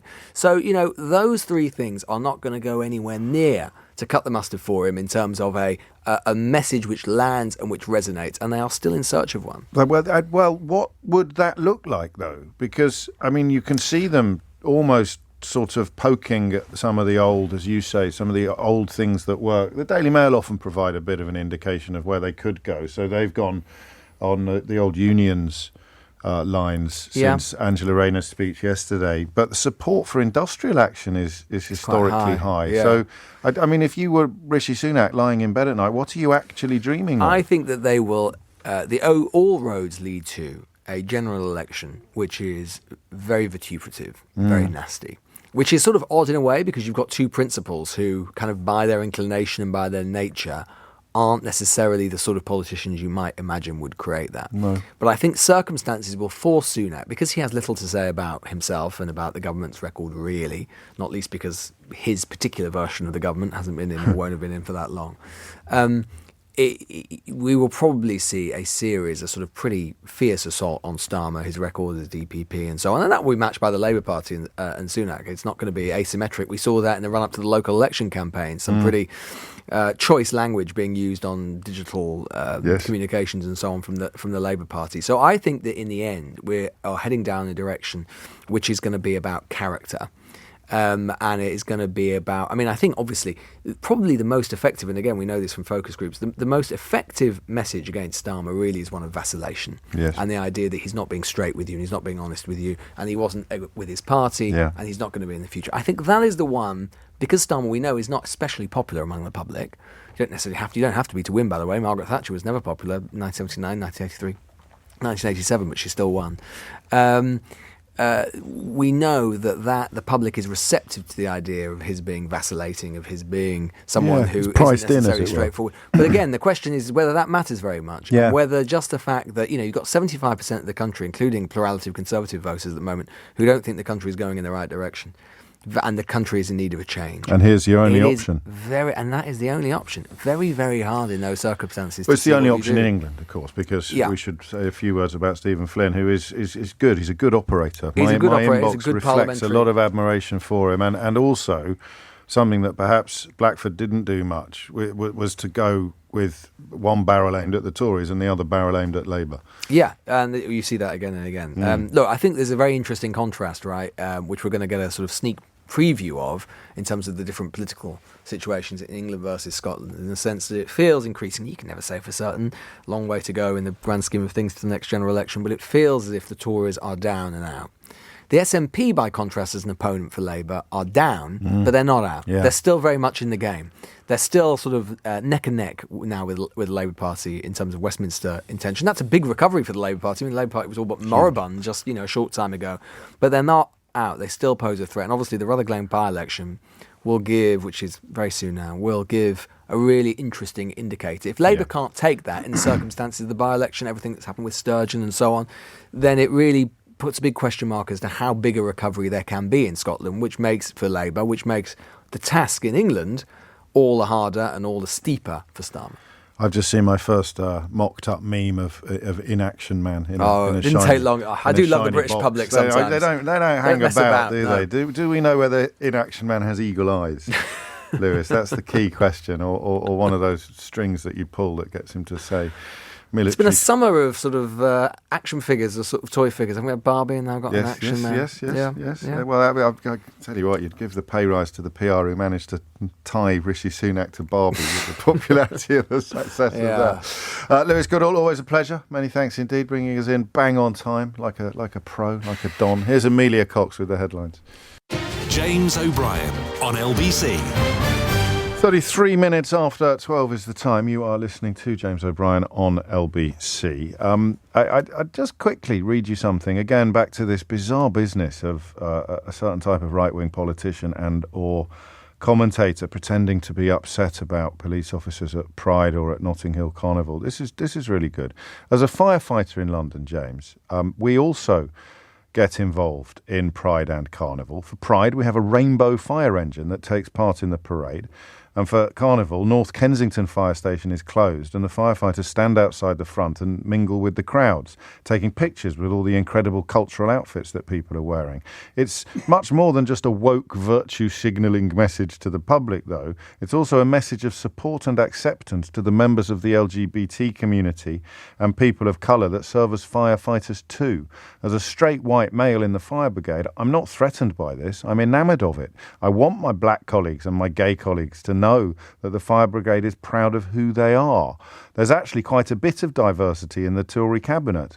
I would have hoped that Sunak and Braverman especially would have wanted to allow the public services they preside over to be free to send these messages of acceptance. I hadn't thought of it like that, but it is rather lovely. Now, we spend a little bit of time on this programme putting the boot into elements of the BBC, and we spend a little bit of time highlighting the things that they are doing well and the things that they do right. Few examples of the latter category are more persuasive than the explainers that a journalist called Ros Atkins started doing a couple of years ago. These sort of bite-sized but absolutely comprehensive explanations of issues that might otherwise be confusing and are often controversial. And what Ros has managed to do, which is remarkable really, given how much false equivalence and misplaced balance there can be in reportage, is demonstrate neither fear nor favour while providing you with an absolutely,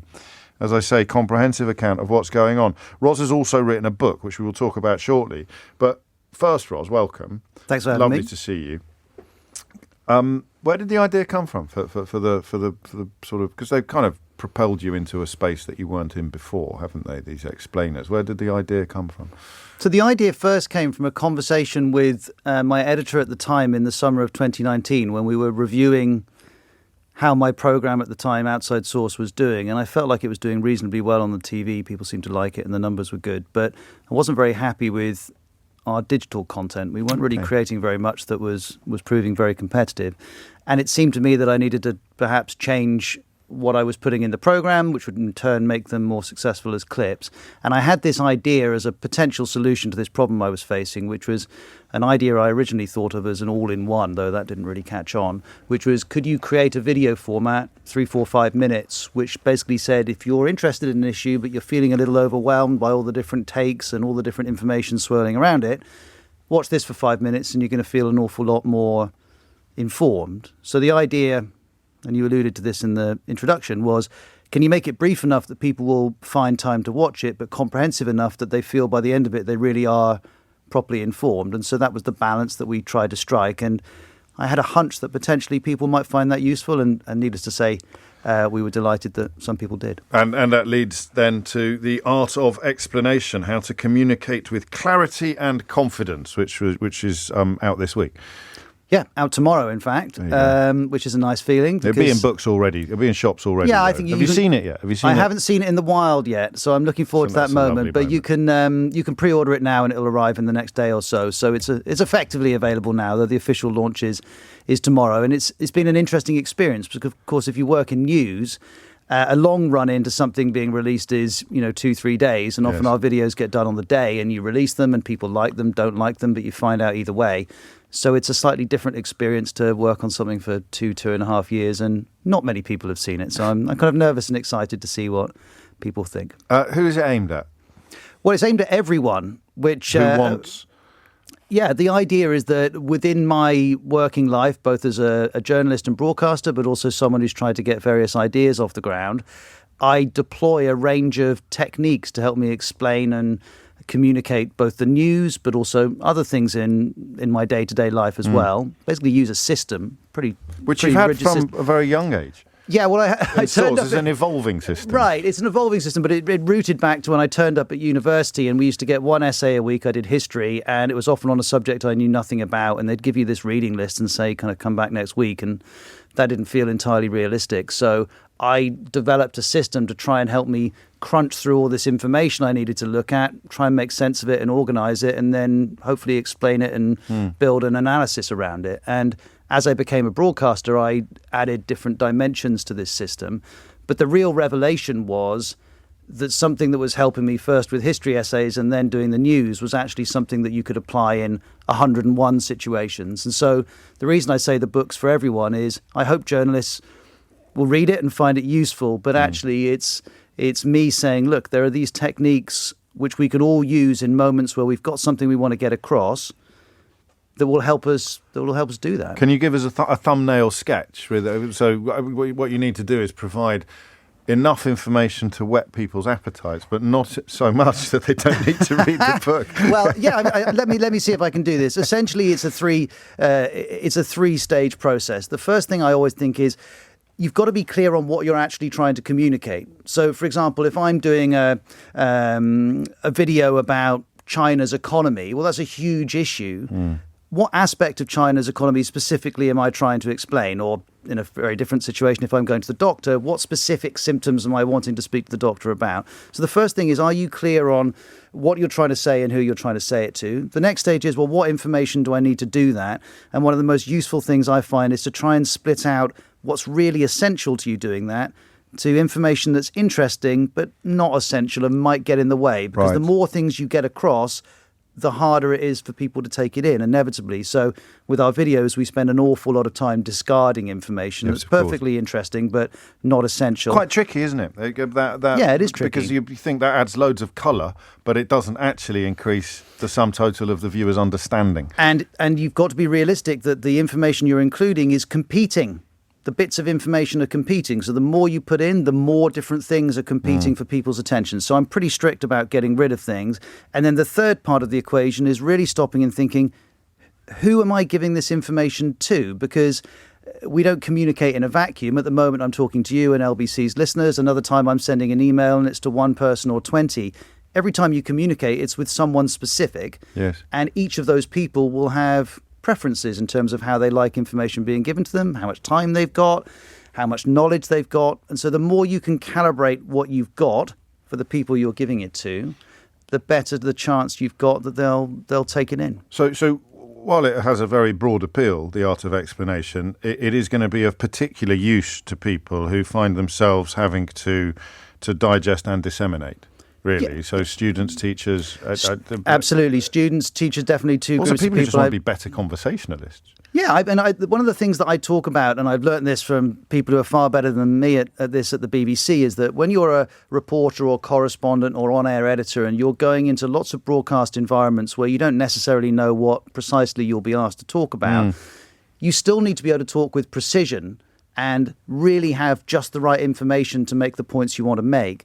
And in my experience, if you prepare for those moments and you think about, well, what are the most likely questions I'll be asked and what's the information I need in order to give a very good answer on those subjects? And crucially, have I actually practiced using that information? So the first time I say it out loud isn't the first time I've said it at all. All of these things mean that in those more fluid conversational situations, hopefully, I mean, people can judge me, and I feel like every time I'm talking at the moment, I'm trying to live up to some high standards. But hopefully, in those situations, even though they're fluid, even though you don't know what's going to be asked of you, you can actually talk with a lot of precision and clarity about whatever the subject is. So it's for anyone really who feels like they would like to take that on and get better at it. And I hasten to add, I'm still trying to get better at it as well. Well, we all are. And I mean, even those of us that do it for a living will find plenty to engage with and learn from in your book. You've got a few fans listening to this, Ros, which I don't know how to feel about that, to be honest. Ros is awesome, should be the main 10 o'clock news anchor, says Sam. And Jason says, Ros Atkins is a proper banging old school DJ too. That is. Well, I don't know about the description being right, but I am interested in DJing old school. That's true. The drum and bass in particular. Drum and bass in particular, yes. I love this because it is slightly at odds. I'm an old raver, but it's slightly at odds with your on-screen persona, I think, isn't it? Yeah. I mean, the two things. The sweaty Brixton DJ booth. The two things do appear to be separate, although I think there is a little bit of overlap in that if you're DJing, you don't just pick out your favourite tunes and turn up regardless of where you're DJing. You think about what's the venue, who's going to be there, what's the vibe. So it's the same system. And in terms of, you might have the best information in the world on the subject you're talking about, but you need to think about, how am I going to order that information, and who am I speaking to, and what's the environment. So there's some overlap. I don't want to stretch this too far. I think you should run with it. It's as much about the records you don't play as it is about the records you don't play. It's about the records you start with, the records you play at the end, where you take them in the middle of the set. So there is some overlap. But I suppose the thing that I felt very keenly when I was writing this is that we all, every day, in lots of different ways, whether you're sending an email, whether you're meeting a client, whether you're on the radio, whether you're, whoever you are, every day there are multiple moments where we're trying to communicate specific points and specific pieces of information. But while we often will pay close attention to the other skills we may need in our working life, how often do we all stop and go, actually, is this the best way of talking in a meeting? Or is this the best way of sending an email? Or is this the best way of preparing for an interview? I mean, some people listening may well do all this very well, but I found, I met a former colleague the other day, and he skim-read the book, and he waved it at me, and he said, it's the case for preparation, isn't it? Yes. And it is. It's my argument that if we stop and think before we communicate, even if it's for 30 seconds, and sometimes it'll be far longer for bigger moments, that actually we can organise our thoughts and what we want to get across, and that can have quite a profound impact on our ability to make those moments count, whether it's a small moment or a big job interview or whatever it may be. In any aspect of life. The Art of Explanation, How to Communicate with Clarity and Confidence by Ros Atkins is published tomorrow, but I'll be amazed if it's not already on the tables in the front of your local bookshop. Ros, lovely to see you, mate. Thanks for having me in. Congratulations. Thank you very much. It's 12:45. Leading Britain's Conversation, LBC, with James O'Brien.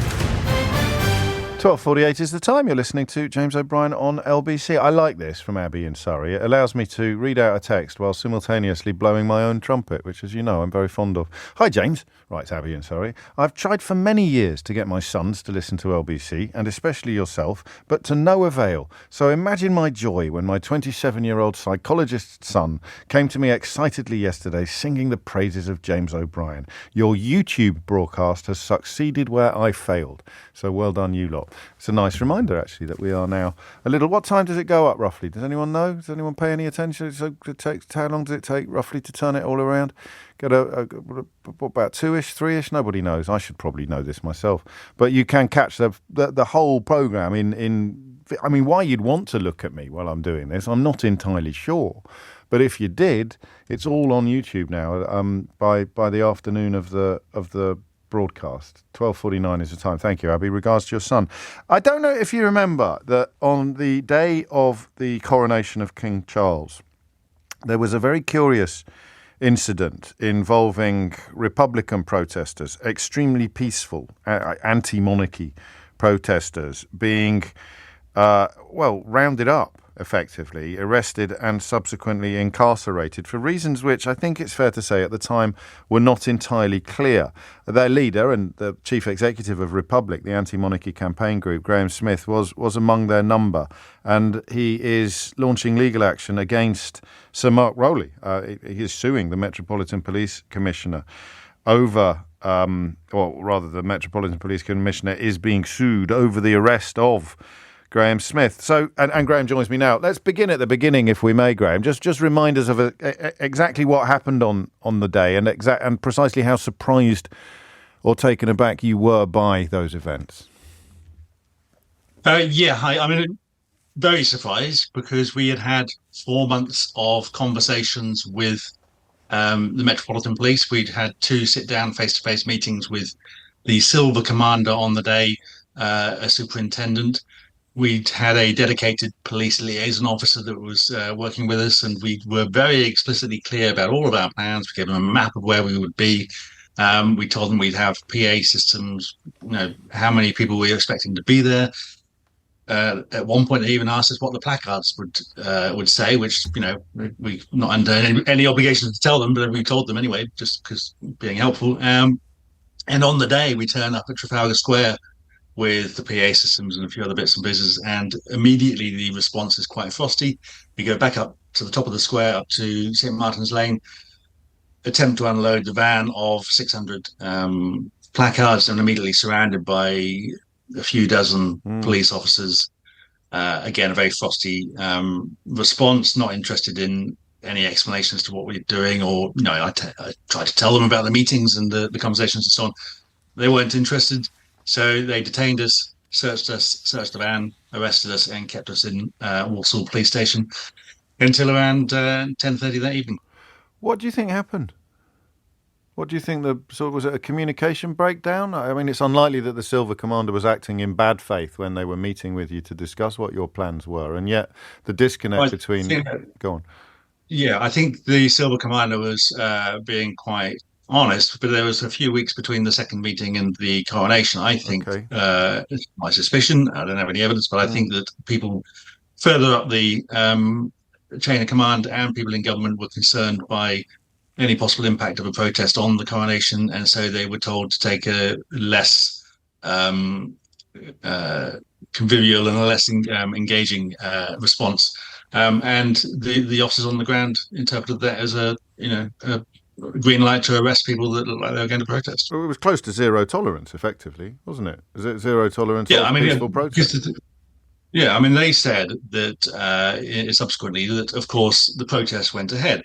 And to some extent they did, but all of the protesters that remained on the square faced a very hostile environment from the police. The police were clearly discriminating between those who turned up waving flags and those who turned up waving placards, restricting access to protesters. They confiscated PA systems. They confiscated one of our large flags that you may have seen in some of the footage, and it had a real chilling effect. There was one group of our volunteers that had some of our gear, and they just sort of were so worried that they kind of dumped it and left because they didn't want to get arrested. And other people saw the news and then didn't come to the protest having planned to do so. I think I've seen it described as the legal action you're taking as the first test case of new protest laws. Were you persuaded that the arrests were a consequence of the new legislation? Well,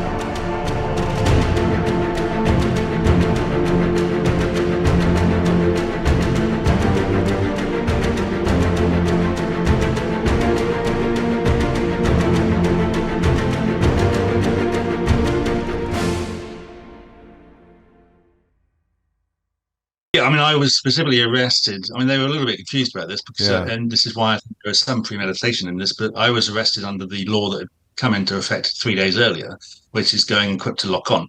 And they had no evidence or grounds for suspicion of that, but they arrested me on that. They then put a press release out saying I'd been arrested on their previous law.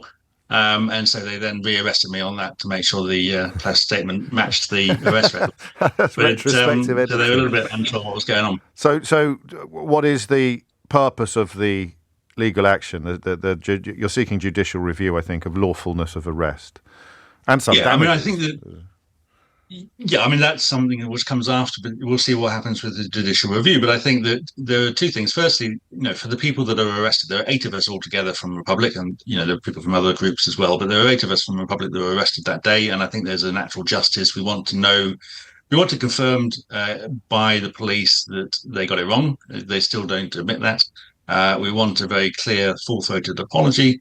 But I think there's also a public interest in pushing back against these laws, because the way they've been interpreted so far, it gives the police fairly almost carte blanche power to stop whatever protest or intended protest they wish to stop. And I think that is really worrying, because I know that some of these protests, such as Just Stop Oil, can be annoying to people, but the right to protest is so fundamental that we can't allow it to be restricted on the whims of police officers and ministers. What I mean, you say whim. and you say police officers and ministers. I mean, the public, or indeed a protester such as yourself, has no way of knowing, as you've alluded to, where the ultimate order has come from on something like this, whereas previously we would have done? Well, no, I don't know. I mean, I think the problem is the law is now so broad that they really. So it could be the copper need... on the ground just deciding they don't like the cut of your jib and chucking you in the back of a van. Essentially, I mean, more or less what happened. I mean, they said that there were some straps that we had which would be used for locking on. They weren't capable of being used for locking on, and you also need in-law evidence of intent. But I think the whole environment around the political environment around protest has become really problematic. I mean, in the run-up to the coronation, the Met were making statements about having a low tolerance of protest. And there just isn't any need. I mean, a couple of months later, we were in Edinburgh for the mini coronation of Charles. There were a few hundred of us there. The Scottish police had a very different response. They were engaged. They allowed the protest as well as allowing people to obviously who wanted to come and wave flags. And it all went off without any serious problems. So, it is quite possible to allow these protests to go ahead. There's no justification for trying to stamp on them. I mean, if there was any deliberate intent to try and disrupt and diminish the protest, which I think there probably was, then it really backfired because, I mean, this became you've not had attention like it before, have you, in all the years that you've been running Republic? I don't think. No, I mean, I was halfway through the day whilst I was in the cell, the police officer told me that, I was on the news all the way around the world. So, he said, if that makes it any better, I thought, well, it makes it slightly better, I suppose. But, swings and roundabouts. Yeah. So, I mean, it's a heavy price to pay, but of course it is. I'm not making light of it. Finally, just to clarify, the law as it stands, your lawyer's contest would mean that if I were to leave Leicester Square after the show and cycle to a place of protest with my bike lock in my rucksack, that would be an arrestable offence, potentially. Yes, I mean, that is the logic of what the Met's defence of their actions on the day. And that is obviously quite concerning that they can arrest anybody simply for being equipped, in their mind, to lock on. And as I pointed out when I gave evidence to the Home Affairs Select Committee, I turned up at the committee wearing a belt and two shoelaces, a watch and a tie, and all of those things could be used to lock on. But according to the Met's defence of their actions, that would be enough to have me arrested. Graham Smith, we'll keep an eye on this case and follow it with great interest. Good luck. The Chief Executive of Republic there, the anti-monarchy campaign group, sharing some of the details of the legal action now being brought against Mark Rowley, the head of the Met. If you missed any of today's show, you can listen back on Catch Up on Global Player, rewind live radio, or enjoy the whole show podcast. You can also, of course, enjoy it in glorious Technicolor on YouTube. Later today, you'll find all of LBC's shows to catch up on Global Player, as well as the best video clips from LBC and other global stations. Rewind live radio on Global Player. Download it for free from your app store or head to globalplayer.com. Coming up at 4 on LBC, it's Tom Swarbrick, but now it's time for Sheila Fogarty. You live quite near me, don't you, relatively speaking? I don't expect to be able to have a shower this afternoon. Is this the water if you're pressure? Looking forward to it. The water It's gone. Eesh. It's gone, James, it's gone. It's what, forever? I feel like... Where is Inaction Man when you need him? Yeah, exactly. Rishi Sunak, fix my water. Yes. Renationalise Thames Water. I don't want any more details, thank you, Sheila. Well, I'm going to give you some more details. I haven't had a shower. Oh, Lord. I have brushed my teeth. But I feel like, when you land at the airport after a long flight, I feel airport grubby. Oh, dear. Yeah. Well, no one will notice. No. Anyway. You've told them now. You've told them now. You've told them now. You've told them now. You've told them now. You've told them now. You've told them now. You've told them now. You've told them now. You've told them now. You've told them now. You've told them now. You've told them now. You've told them now. You've told them now. You've told them